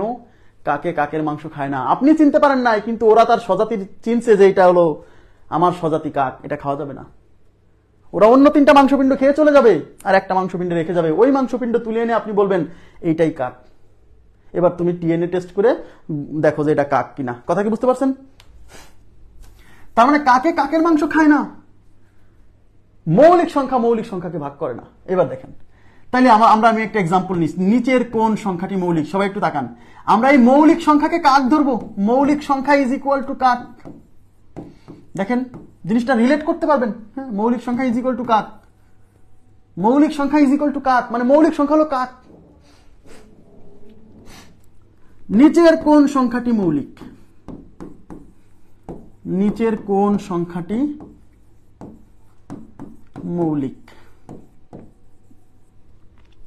1 number option 141, 2 number option 143, 3 number option 147, 4 number option 149। নিচের কোনটি মৌলিক সংখ্যা? এখন আমরা মৌলিক সংখ্যার পরিচয় কি দিছি? কাক। তাহলে মৌলিক সংখ্যা হলো একটা পাখি, কাক। তাহলে এই যে অপশনে নিচের কোনটি মৌলিক সংখ্যা মানে নিচের কোনটি হলো কাক, কারণ মৌলিক সংখ্যাকে কাক বলছি। এখন অপশনে যে 4টা সংখ্যা আছে না, এই 4টা সংখ্যা হলো 4টা পাখি। মনে করেন এটা হলো ঘুঘু, এটা ঘুঘু, এই যে এটা ঘুঘু, তারপরে এটা হচ্ছে দোয়েল, হ্যাঁ, এটা হলো শালিক, আর এটা হলো কাক। আমরা আগে থেকেই জানি। হ্যাঁ, তার মানে এই 4টা সংখ্যা হলো 4টা পাখি। তার মধ্যে মৌলিক সংখ্যার পরিচয় হলো কাক। তাহলে নিচের কোন সংখ্যাটি মৌলিক মানে নিচের কোন সংখ্যাটি কাক। এইবার আপনি কি করবেন? এদিকে তাকান, এদিকে। এইবার আপনি এদের মধ্যে কোনটা কাক এর জন্য এই 4টা সংখ্যাকে কয়েকটা কাকের সামনে ছেড়ে দিবেন। এই 4জনকে কাক মানে মৌলিক সংখ্যা না? তার মানে এই 4জনকে এখন আমরা কিছু মৌলিক সংখ্যার সামনে ছেড়ে দিব। 3-এর সামনে ছেড়ে দিব, 7-এর সামনে ছেড়ে দিব, 11-র সামনে ছেড়ে দিব। এই যে এদেরকে, এরাও কিন্তু কাক, এরাও কিন্তু মৌলিক। এই যে মৌলিক সংখ্যা দিয়ে ভাগ করতে মনে আছে, এরাও মৌলিক। মৌলিক সংখ্যা ইকুয়াল টু কাক। তার মানে এই 4জনকে এখন এই 3জন কাকের সামনে ছেড়ে দিলাম। এবার এই 3জন এদেরকে খেতে থাকবে। যেমন 143-কে 3 খাবে। দেখেন 1 আর 4 5 আর 1 6 খাবে মানে ভাগ করবে। তাহলে তার মানে এটাকে খাইলো কে? 3 খাইলো। তার মানে খাইলো মানে কি? ভাগ করলো মানে কাক মানে মৌলিক সংখ্যা না, তার মানে বাদ পড়ছে। এরা 3 খাই ফেলছে। 147, 1 আর 4 5 আর 7 12, এটা একেও 3 খাবে মানে ভাগ করবে, মৌলিক না। এই যে এটা হলো 1 আর 3 4, এটাকে 11 দ্বারা বিভাজ্য। এটাকে 3 খাবে না, 7ও খাবে না, কিন্তু 11 খাবে, 11 দিয়ে ভাগ যাবে, তাহলে এ মৌলিক না। যেহেতু এই 1 2 3 কেউ মৌলিক না, এটা আগেই দেখাই ফেলছে, এই জন্য আমি একবারে বলে দিলাম, ভাগ করলাম না, বারে সময় নষ্ট করছি না। হ্যাঁ, এই 149 একে কেউ ভাগ করতে পারবে না মানে কেউ খাবে না, কারণ 149 মৌলিক। এরাও মৌলিক, এরাও কাক, এটাও কাক। কাকে কাকের মাংস খায় না, মৌলিক সংখ্যাকে ভাগ করে না। আমার কথা কি বুঝছেন? কাকে কাকের মাংস খায় না, মৌলিক সংখ্যাকে ভাগ করে না। তার মানে মৌলিক সংখ্যা ইজ ইকুয়াল টু কাক। তার মানে এই 4জনের মধ্যে 4টা পাখি আছে, তার মধ্যে একটা মৌলিক সংখ্যা আছে মানে কাক আছে। এবার আমরা এর মধ্যে কোনটা কাক মানে কোনটা মৌলিক, এর জন্য কি করব? এই 4টা পাখিকে কয়েকটা কাকের সামনে ছেড়ে দিব, মানে আরো কয়েকটা মৌলিক সংখ্যার সামনে ছেড়ে দিব। এবার এরা এদেরকে খেতে থাকবে মানে ভাগ করতে থাকবে। 3জনকে ভাগ করবে মানে খাবে, 1জনকে খাবে না, সেই হলো মৌলিক। কাকে কাকের মাংস খায় না, মৌলিক সংখ্যাকে বিভাজিত করে না। বুঝাইতে পারছি বিষয়টা? আচ্ছা, এবার দেখেন, একজন আমাকে বলছে যে ভাই এই 3 খাইলো, একে খাইলো, 3 একে খাইলো, একে 11 খাইলো, কিন্তু 7 তো কাউকে খাইলো না, মানে 7 তো কাউকে ভাগ করলো না। বলছে 7 তো কাউকে ভাগ করলো না, তাহলে 7 কাউকে খাইলো না তো কি হয়েছে? 7-এর ক্ষুধা নাই, ওই তো আগে থেকে খাই আসছে, হতে পারে না এরকম। এটা নিয়ে টেনশন করার দরকার নেই যে সবাই খাবে। তাহলে আশা করি বুঝতে পারছেন কাকে কাকের মাংস খায় না, এই মৌলিক সংখ্যা চিহ্নিতকরণের নিয়মকে আমি বলি কাকে কাকের মাংস খায় না। ক্লিয়ার? আশা করি বুঝতে পারছেন। এইবার আমরা পড়বো হচ্ছে 1 থেকে 100 কিছু মুখস্থ ডাটা দিব, কিছু মুখস্থ ডাটা যেখান থেকে পরীক্ষায় প্রচুর প্রশ্ন আসছে। 1 থেকে 100 পর্যন্ত মৌলিক সংখ্যার তথ্য। 1 থেকে 100 পর্যন্ত মৌলিক সংখ্যার তথ্য।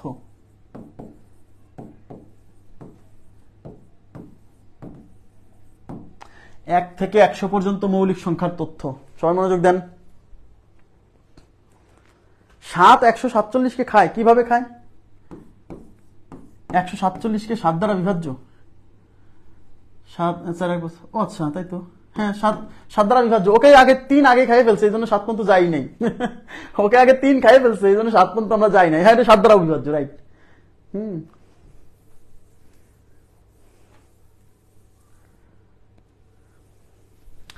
ঠিক আছে, এবার দেখেন 1 থেকে 100 পর্যন্ত মৌলিক সংখ্যার তথ্য। 147 7 দ্বারা বিভাজ্য, সমস্যা নেই।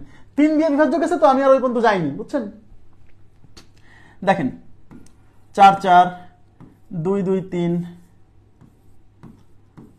2 2 3 2 1। এই যে আমি একটা মোবাইল নাম্বার লিখছি, সবাই একটু মনোযোগ দেন প্লিজ। এখানে আমি একটা মোবাইল নাম্বার লিখছি।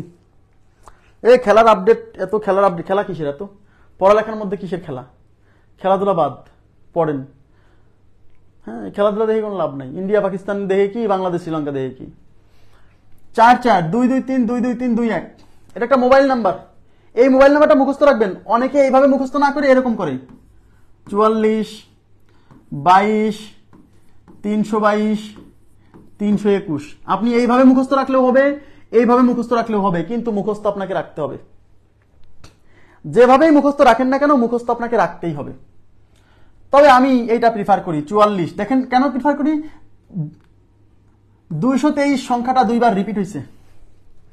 223 সংখ্যাটা 2 বার রিপিট হয়েছে, দেখেন 223 মনে রাখা সহজ, কিন্তু অনেকে ঢালাও ভাবে পড়ে, একদম পুরো সংখ্যাটা একত্র করে পড়ে না, এরকম সেপারেট করে পড়বেন। দেখছেন? তাহলে 44 এর পরে 223 223 21। অথবা আপনি এইভাবে পড়েন, দেখেন 44 এর অর্ধেক 22, এই যে এইটুক নিছি। তারপর 322 মানে এই যে এইটুক নিয়ে 322 বানাইছি, দেখছেন?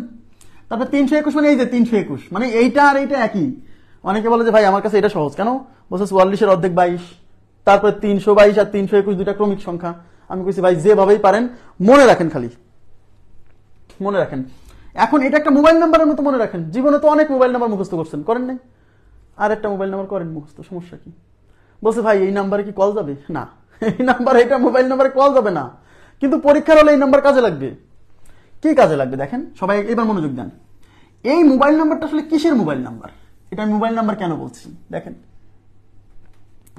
4 4 2 2 3 2 2 3 2 1। ঠিক আছে, হ্যাঁ একটু এদিকে লিখতে হবে।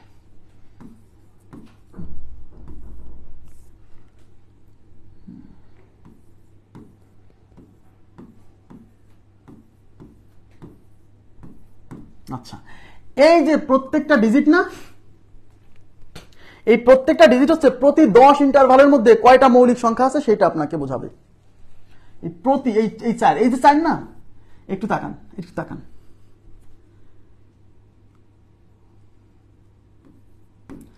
1 থেকে 10-এর মধ্যে কি মৌলিক সংখ্যা নাই? 1 থেকে 10-এর মধ্যে কি মৌলিক সংখ্যা নাই? আছে। এই ডিজিটটা বোঝাবে যে এইটা দ্বারা বোঝাবে 4টা মৌলিক সংখ্যা আছে। এই জন্য এইগুলো হচ্ছে প্রতি 10 ইন্টারভালের মধ্যে কয়টা মৌলিক সংখ্যা আছে তাই বোঝাচ্ছে। তাহলে 1 থেকে 10-এর মধ্যে মৌলিক সংখ্যা আছে 4টি। ঠিক আছে, এইটা হচ্ছে 10-এর পরে কত? 11 থেকে 20। 11 থেকে 20-এর মধ্যে মৌলিক সংখ্যা নাই, এটা বোঝাবে যে 11 থেকে 20-এর মধ্যে কয়টা আছে? 4টা। এইবার এটা বোঝাচ্ছে 21 থেকে 30-এর মধ্যে মৌলিক সংখ্যা আছে 2টা। এইবার এই 2 দ্বারা বোঝাচ্ছে 31 থেকে 40-এর মধ্যে মৌলিক সংখ্যা আছে 2টা। এই 3 দ্বারা বোঝাচ্ছে 41 থেকে 50-এর মধ্যে মৌলিক সংখ্যা আছে 3টা। এই 2 দ্বারা বোঝাচ্ছে 51 থেকে 60-এর মধ্যে মৌলিক সংখ্যা আছে 2টা। এই 2 দ্বারা বোঝাচ্ছে 61 থেকে 70-এর মধ্যে মৌলিক সংখ্যা আছে 2টা। এই 3 দ্বারা বোঝাচ্ছে 71 থেকে 80-এর মধ্যে মৌলিক সংখ্যা আছে 3টা। এই 2 দ্বারা বোঝাচ্ছে 81 থেকে 90-এর মধ্যে মৌলিক সংখ্যা আছে 2টা। এই 1 দ্বারা বোঝাচ্ছে 91 থেকে 100-এর মধ্যে মৌলিক সংখ্যা আছে 1টা। ওকে, এবার তাকান। এইবার আমরা শুরু করছিলাম কত থেকে? 1 থেকে যাত্রা শুরু করছিলাম, শেষ করছি কততে? 100-তে। তার মানে 1 থেকে 100 পর্যন্ত মোট কতটা মৌলিক সংখ্যা আছে এইগুলা যোগ করলে পাবেন। এই যে এই সংখ্যাগুলো যোগ করবেন, এই সবগুলো যোগ করলে দেখবেন আসবে 25টা। তার মানে 1 থেকে 100 পর্যন্ত মৌলিক সংখ্যা আছে 25টা। ঠিক আছে, 1 থেকে 100 পর্যন্ত মৌলিক সংখ্যা আছে 25টা। এই ডাটাটা অনেকবার পরীক্ষা আসছে যে 1 থেকে 100 পর্যন্ত মৌলিক সংখ্যা কতটি, 25টা মুখস্থ রাখতে হবে। এখন প্রশ্ন হচ্ছে যে এটা মুখস্থ রেখে আমার লাভ কি? এটা লাভ আছে, লাভ আছে। পরীক্ষায় কোশ্চেন আসছে ইদানিং, একটু তাকাবেন প্লিজ। পরীক্ষায় ইদানিং কোশ্চেন আসছে 1 থেকে 50 পর্যন্ত মৌলিক সংখ্যা কতটি। এখন আপনি কি 1 থেকে 50 পর্যন্ত মৌলিক সংখ্যা কতটা এখন কি গুনবেন? 2 3 5 7, তারপর হচ্ছে কত 11 13 17 19, তারপর হচ্ছে 23 29, এরকম গুনতে থাকলে মাথা তো পরীক্ষার হলে এমনি গরম থাকে, তাই না? দেখা যাবে যে একজনকে বাদ থেকে চলে গেছে, একজনকে বাদ রেখে চলে গেছেন গুনে গুনে। আবার এমন হতে পারে যে একজন মৌলিক না, তারা গুনে নিয়ে চলে গেছেন, দুটাই ঘটতে পারে। সেখান থেকে আপনাকে পরিত্রাণ দিবে এই নাম্বারটা, এই মোবাইল নাম্বার। আপনি 1 থেকে 50 পর্যন্ত, তাহলে এইটুক তো 1 থেকে 10, এটা কি 10 থেকে 20, এটা 20 থেকে 30, 30 থেকে 40, 40 থেকে 50। তার মানে এইটুক যদি যোগ করে দেন তাহলেই তো 1 থেকে 50 পর্যন্ত কয়টা মৌলিক সংখ্যা আছে পেয়ে গেলেন। তাহলে আপনার কিন্তু মাথার উপর চাপ পড়লো না। বোঝা গেছে বিষয়টা? তার মানে 4 4 8 আর 2 10 আর 2 12 আর 3 15। তার মানে 1 থেকে 50 পর্যন্ত মৌলিক সংখ্যা আছে 15টা। পরীক্ষায় আসছে এরকম যে 30 থেকে 70 পর্যন্ত মৌলিক সংখ্যা কয়টা আছে তাকান। বলবো সব বলবো, বাদ যাবে না একটি শিশু, সবাই পাবে পোলিও টিকা, মানে বাদ যাবে না একটি অঙ্ক, সব আমি করে দিব, একটু সময় দিবেন। 30 থেকে 70 পর্যন্ত কয়টা মৌলিক সংখ্যা আছে? তাহলে 30 থেকে 70 কোনটা? এটা হলো 1 থেকে 10, 10 থেকে 20, 20 থেকে 30, আমার লাগবে 30 এর পর থেকে। তাহলে 30 থেকে 40, 40 থেকে 50, 50 থেকে 60, 60 থেকে 70, মানে এই কয়টা ডিজিট যোগ করলে আমি পাবো 30 থেকে 70 পর্যন্ত কয়টা? 2 আর 3 5 আর 2 7 আর 2 9টা, তার মানে 9টা সংখ্যা আছে।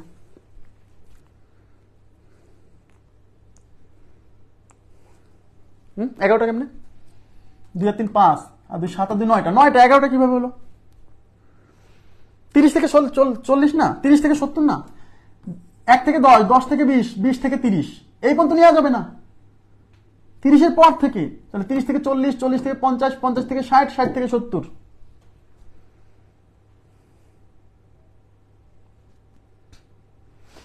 আপনি 11 কিভাবে নিলেন আমি বুঝলাম না। সবাই 11 বলছেন কিভাবে? 30 থেকে 70 পর্যন্ত 9টা হচ্ছে, 2 আর 3 5 আর 2 7 আর 2 9টা। জি, 30 থেকে 70 মানে 30 এর পর থেকে শুরু করতে হবে, 30 পর্যন্ত নেওয়া যাবে না। তাহলে এই মোবাইল নাম্বারের ব্যাপারটা বুঝছেন যে কেন দরকার। এখন আপনাদের একটা কাজ দিচ্ছি, একটু তাকান। আচ্ছা, এখানে না দিই, আপনি প্রত্যেক এই একটু তাকান, এই যে 1 থেকে 10 এর মধ্যে যে 4টা মৌলিক সংখ্যা আছে তারা কারা, এই সাইডে লিখে রাখবেন 2 কমা দিয়ে। 11 থেকে 20 এর মধ্যে যে 4 জন আছে তারা কারা, সাইডে লিখে রাখবেন নোট করার সময়, তাহলে সুবিধা হবে।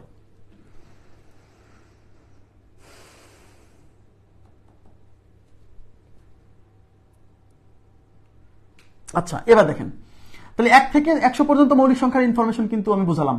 এবার 100 থেকে 200 পর্যন্ত মৌলিক সংখ্যার তথ্য, কারণ এই যারা প্রশ্ন করে এরা বুঝে গেছে যে এরা একটা মোবাইল নাম্বার মুখস্থ করছে 1 থেকে 100 পর্যন্ত। এই জন্য এখন 1 থেকে 100 পর্যন্ত কোশ্চেন আসা কমে গেছে, এবার আসতেছে 100 থেকে 200, 100 থেকে 200 ইনফরমেশন। আমরা আর একটা মোবাইল নাম্বার তৈরি করছি, ঠিক আছে? আমরাও আপডেট হবো, সমস্যা নাই। তাহলে আমরা 100 থেকে 200 পর্যন্ত মৌলিক সংখ্যার তথ্য, 100 থেকে 200 পর্যন্ত মৌলিক সংখ্যার তথ্য।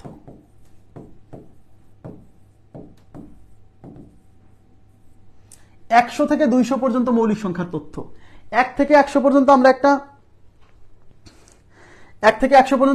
একটা মোবাইল নাম্বার মুখস্থ করছিলাম। এবার 100 থেকে 200 পর্যন্ত মোবাইল নাম্বার হচ্ছে 411, 312, 221 4, 411, তারপরে 312, দেখছেন মিল আছে না, একটু মিল আছে না? এইভাবে সেপারেট করে পড়বেন, 411, 312, 221 4। এই যে 4, এটা দ্বারা কি বোঝাচ্ছে? 101 থেকে 110 পর্যন্ত 4টা মৌলিক সংখ্যা। তার মানে এইটা দ্বারা বোঝাচ্ছে, দেখেন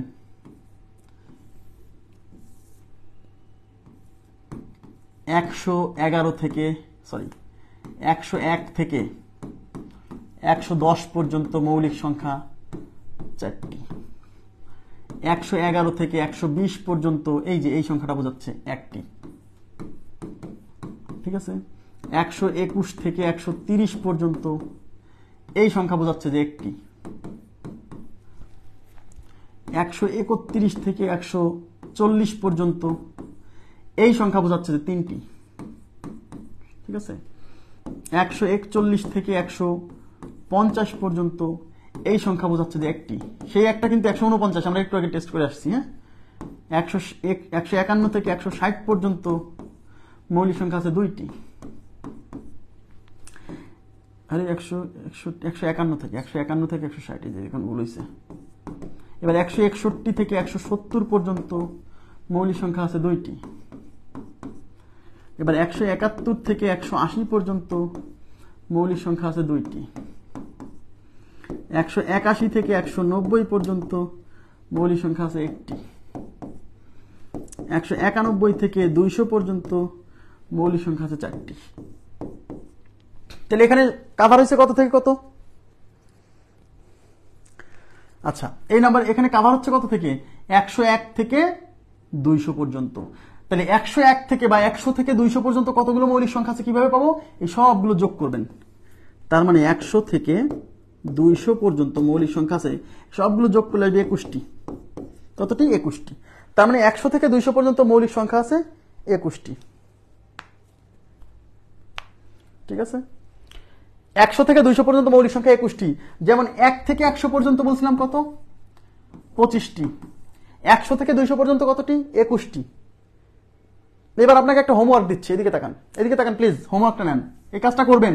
আমি এখন যে হোমওয়ার্কটা দিব এই কাজটা করবেন, তাহলে আপনার দুইটা উপকার হবে। কাকে কাকের মাংস খায় না, এই নিয়মটাও প্র্যাকটিস হয়ে যাবে, আর এই নিয়মের সাহায্যে মৌলিক সংখ্যাগুলো চিনিয়ে ফেলবেন। তাকান এদিকে,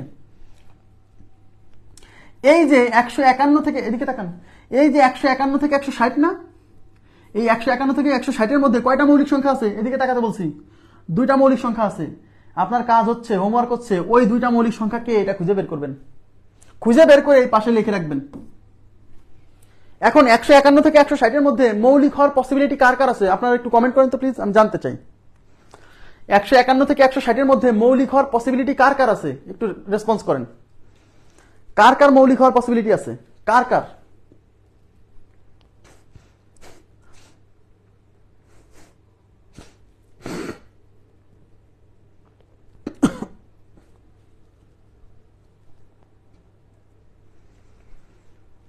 দেখেন, 151 থেকে 160 এর মধ্যে আগে প্রপার নিয়ম বোঝেন। 151 আছে, 153 আছে, 157 আছে, 159 আছে, এই 4 জনের, এই 4 জনের মৌলিক হওয়ার পসিবিলিটি আছে।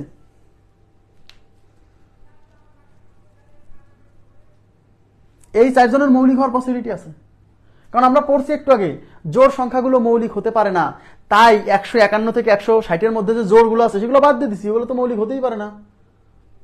আবার এদের মধ্যে কিন্তু 155 আছে, 155, সেই 155কেও বাদ দিচ্ছি, কারণ লাস্টে 5 থাকলে সে সংখ্যা 5 দ্বারা বিভাজ্য, মৌলিক হবে না। তার মানে আমার এই 4 জনের মধ্যে 2 জন, এখন আমাকে খুঁজে বের করতে হবে কোন 2 জন, এইটাই আপনার কাজ। তাহলে 151 মৌলিক কিনা, যেমন দেখেন আপনি বলে দিচ্ছি, এই দেখেন 9 আর 5 14 আর 1 15, এই সংখ্যার এই যে অঙ্কগুলোর সমষ্টি 15, মানে এটা 3 দ্বারা বিভাজ্য, বাদ। এই দেখেন 5 আর 3 8 আর 1 9, দেখেন 5 আর 3 8 আর 1 9, 9 3 দ্বারা বিভাজ্য, মানে এটা 3 দ্বারা বিভাজ্য। দেখছেন 3 দিয়ে এই দুইটা বাদ পড়ে গেছে, তাহলে এর মধ্যে তো দুইটা আছে, তাই দুইটা পেয়ে গেছি, 151 আর 157। এইবার আপনি সাইডে লিখে রাখলেন 151 157। একইভাবে আপনি 181 থেকে 190, এদিকে তাকান, 181 থেকে 190 এর মধ্যে আছে একটা। আপনার কাজ হচ্ছে খুঁজে বের করবেন 181 থেকে 190 এর মধ্যে ওই একটা কে। তাহলে 181 থেকে 190 এর মধ্যে পসিবিলিটি কার কার? 181 আছে, 183 আছে, 187 আছে, 189 আছে, এই 4 জন। এখন এই 4 জনের মধ্যে একজন হচ্ছে মৌলিক, সে কে খুঁজে বের করতে হবে। কাকে কাকের মাংস খায় না, এই নিয়ম দিয়ে। এখানে লিমিট কত হবে বলেন তো? আপনারা বলেন তো প্লিজ, কাইন্ডলি রেসপন্স করেন তো। এখানে লিমিট কত হবে বলেন তো? এখানে লিমিট কত, মানে ভাগ করার লিমিট কত? এখানে ভাগ করার লিমিট কত? এই যে বাদ পড়ছে 8 আর 3 11 আর 1 12, এ 3 দ্বারা বিভাজ্য, বাদ পড়ছে। দেখছেন 9 আর 8 17 আর 1 18, এও 3 দ্বারা বিভাজ্য, 3এই বাদ পড়ে গেছে 2 জন।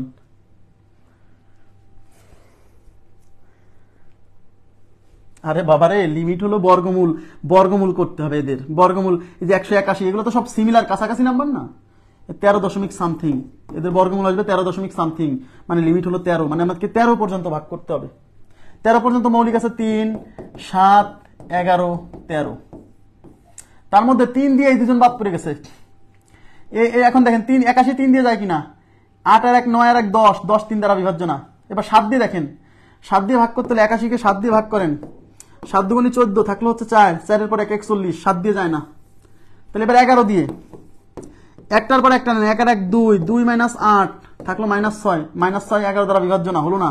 এবার 13 দিয়ে ভাগ করতে হবে, 13 দিয়ে ভাগ করার নিয়ম, লাস্টের দিকে 4 দিয়ে গুণ, 4 1 4, এখানে যোগ করেন, 18 4 22, 22 13 দ্বারা বিভাজ্য না, তার মানে এই সংখ্যা মৌলিক। 181, 187 মৌলিক না, কোনো না কোনোটা দ্বারা মিলে যাবে। 187 মৌলিক না, কোনো না কোনোটা দ্বারা মিলে যাবে। দেখেন 187 11 দ্বারা বিভাজ্য, এই যে 187, এই একটার পর একটা নেন, এই 1 আর 7 যোগ করলে হয় 8, মাইনাস হচ্ছে 8 ইজ ইকুয়াল টু 0, এইভাবে 0 আসলে ফলাফল 11 দ্বারা বিভাজ্য। এটা করতে করতে একসময় এই নিয়ম প্র্যাকটিস করতে করতে, এই যে বলছি না এরকম 111 থেকে 120 এর মধ্যে যে একটা আছে খুঁজে বের করবেন, কাকে কাকের মাংস খায় না, এই নিয়ম অ্যাপ্লাই করে খুঁজে বের করে সাইডে লিখবেন। আমার কথা কি বোঝা যাচ্ছে? 131 থেকে 140 এর মধ্যে 3টা আছে, কাকে কাকের মাংস খায় না, এই নিয়ম অ্যাপ্লাই করে খুঁজে বের করবেন সে কে, তারা কারা। এই যে দেখেন 101 থেকে 110 এর মধ্যে কয়জন আছে, 4 জন। এটা খোঁজা লাগবে না, কারণ 101 থেকে 110 এর মধ্যে পসিবিলিটিও 4 জন, আছেও 4 জন, আপনার টেস্ট না করলেও চলবে এখানে। আশা করি বুঝতে পারছেন। তাহলে এই কাজটা করবেন, হ্যাঁ, এই কাজটা করে সাইডে লিখে রাখবেন, এতে কাকে কাকের মাংস খায় না এই নিয়মে প্র্যাকটিস হবে। আগে লিমিট বের করবেন যে কত দিয়ে ভাগ যায়, কত দিয়ে যায় না, কত পর্যন্ত ভাগ করতে হবে, এই লিমিট আগে বের করবেন। আচ্ছা, এবার দেখেন, এবার আরো কিছু তথ্য দিচ্ছি যেগুলো পরীক্ষায় আসছে বিভিন্ন জায়গায়। তাহলে পরীক্ষায় যদি প্রশ্ন করে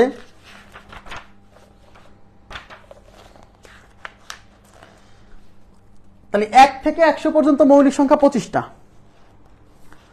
1 থেকে 100 পর্যন্ত মৌলিক সংখ্যা 25টা, 100 থেকে 200 পর্যন্ত মৌলিক সংখ্যা 21টা। পরীক্ষা যদি প্রশ্ন করে 1 থেকে 200 পর্যন্ত কয়টা বলেন তো, 1 থেকে 200 পর্যন্ত কয়টা? তাহলে 1 থেকে 100 পর্যন্ত 25,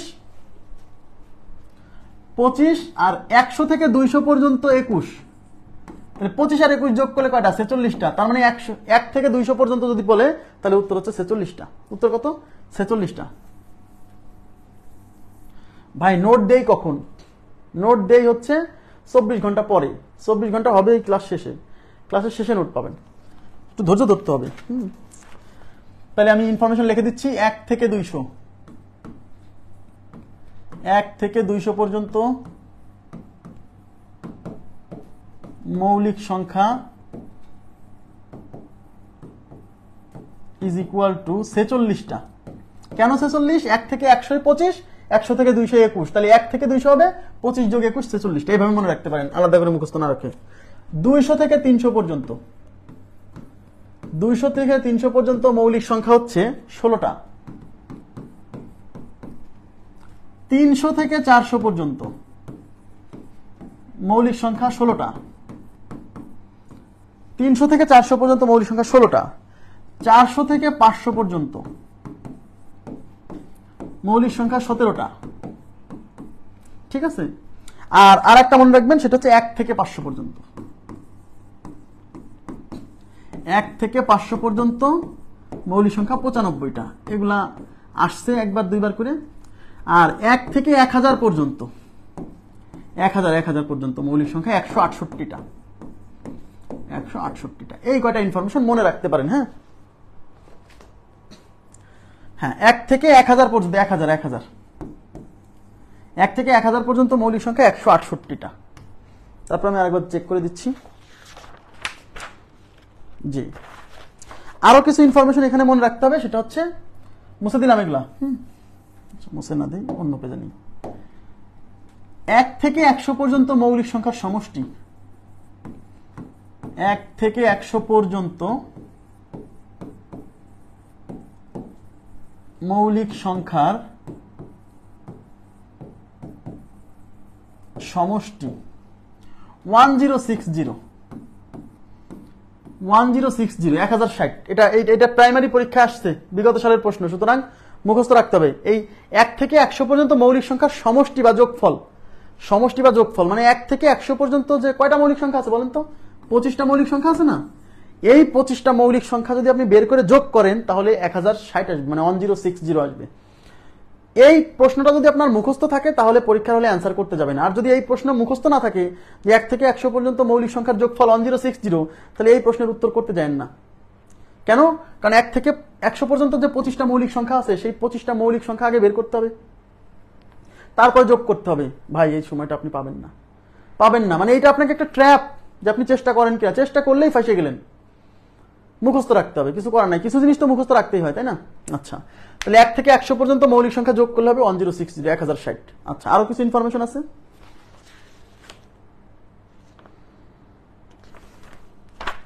এবার হচ্ছে মৌলিক দ্বিজোট। আচ্ছা, এগুলা দেখাচ্ছি।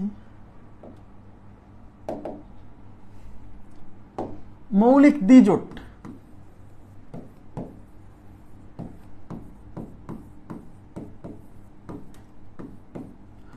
মৌলিক দ্বিজোট, হ্যাঁ, পরপর দুটি মৌলিক সংখ্যার পার্থক্য, দুটি মৌলিক সংখ্যার পার্থক্য, পার্থক্য 2 হলে মৌলিক দ্বিজোট হয়।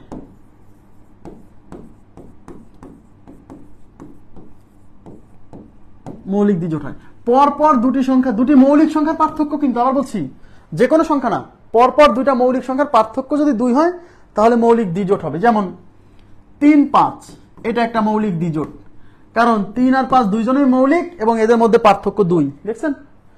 যেমন আমি যদি বলি 11, 13, এরা 11, 13 এরা মৌলিক দ্বিজোট, কারণ 11 আর 13 দুইজনেই মৌলিক এবং এদের মধ্যে পার্থক্য 2। আমি যদি বলি 5 আর 7, এরাও মৌলিক দ্বিজোট, কারণ এদের মধ্যে পার্থক্য 2 এবং দুইজনে মৌলিক। আমি যদি বলি 17, 19, এরা মৌলিক দ্বিজোট, মৌলিক দ্বিজোট। আমি যদি বলি যে 41, 43, এরা মৌলিক দ্বিজোট। আমি যদি বলি 103, 101, 103, এরা মৌলিক দ্বিজোট। মৌলিক দ্বিজোট হতে হলে এই দুইজনকেই মৌলিক হতে হবে, আবার এদের মধ্যে পার্থক্য 2 হতে হবে। এরকম মৌলিক দ্বিজোট আছে অসংখ্য, অসংখ্য মৌলিক দ্বিজোট আছে। হ্যাঁ, 107, 109, এরাও মৌলিক দ্বিজোট। হ্যাঁ, আচ্ছা, এটা মৌলিক দ্বিজোট কিনা বলেন তো, বলেন তো? 13, 15, এটা মৌলিক দ্বিজোট কিনা? হ্যাঁ, 17, 19 মৌলিক দ্বিজোট। 13, 15 মৌলিক দ্বিজোট কিনা? হবে কিনা?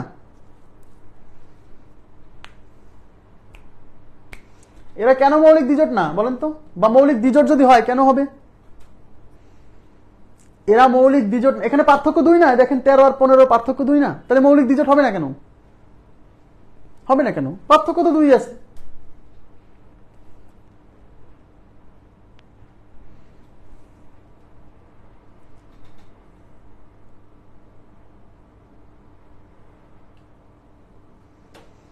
ইয়েস, শুধু পার্থক্য 2 থাকলে হবে না, এদের দুইজনের দুইজনকেই মৌলিক হতে হবে।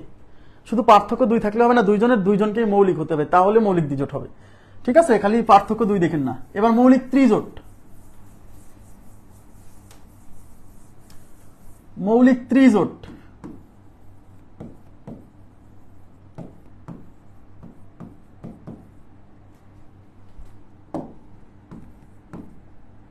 মৌলিক ত্রিজোট, পরপর 3টি মৌলিক সংখ্যার পার্থক্য 2, পর্যায়ক্রমে 2 হলে সেটা মৌলিক ত্রিজোট হবে।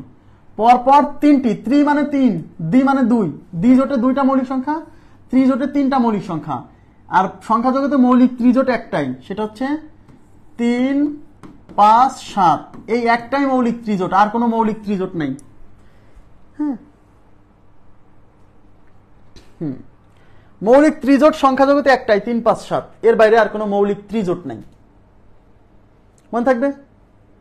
ক্লিয়ার বিষয়টা? আশা করি বুঝতে পারছেন। তাহলে মৌলিক দ্বিজোট আর মৌলিক ত্রিজোটের কনসেপ্টে গেল।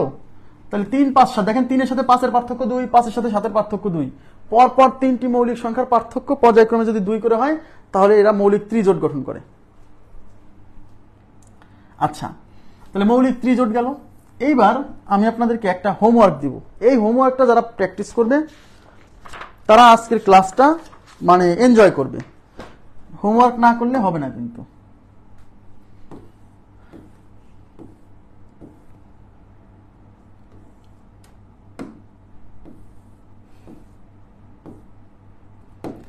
এই হোমওয়ার্কটা আপনাকে করতে হবে।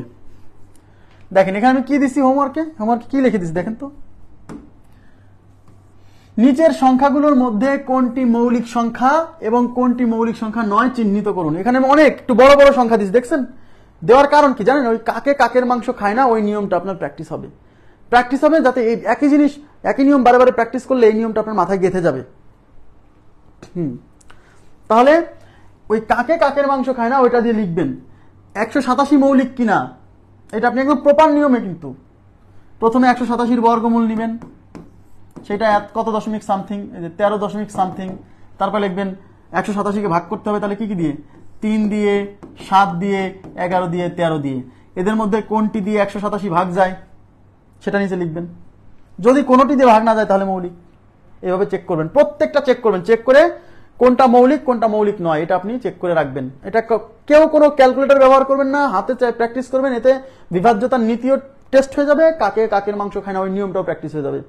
এটা আপনি লিখবেন। কালকের ক্লাসে আমি এই হোমওয়ার্কের উত্তর দিব, ক্লাসেই বলে দিব যে কোনটা মৌলিক নয় এবং কোনটা কেন মৌলিক নয়, মানে কত দিয়ে ভাগ গেছে, এটা আমি ক্লাসেই বলে দিব। এই কাজটা করবেন, তাহলে আপনারই উপকার হবে। ঠিক আছে? মৌলিক সংখ্যা রিলেটেড কিছু প্রশ্ন দেওয়া আছে, দেখবেন আপনাদেরকে যে শীটটা দিছি মৌলিক সংখ্যা রিলেটেড কিছু প্রশ্ন দেওয়া আছে, সেখানে অনেক প্রশ্ন আছে, সেগুলো নিজে নিজে সমাধান করার চেষ্টা করবেন। আমি তো কালকে ক্লাসে মৌলিক সংখ্যার যে দ্বিতীয় পার্ট সেখানে আমি এগুলা মানে বিগত সালে আসা প্রশ্ন সলভ করাবো। তো আজকের মতো এই পর্যন্তই রাখবো, কারণ এখানে যদি নতুন কিছু শুরু করি তাহলে আরো মেলা সময় লাগবে। এই জন্য যেমন সেদিন 2 ঘন্টা পড়াতে হয়েছে, কিছু করার ছিল না।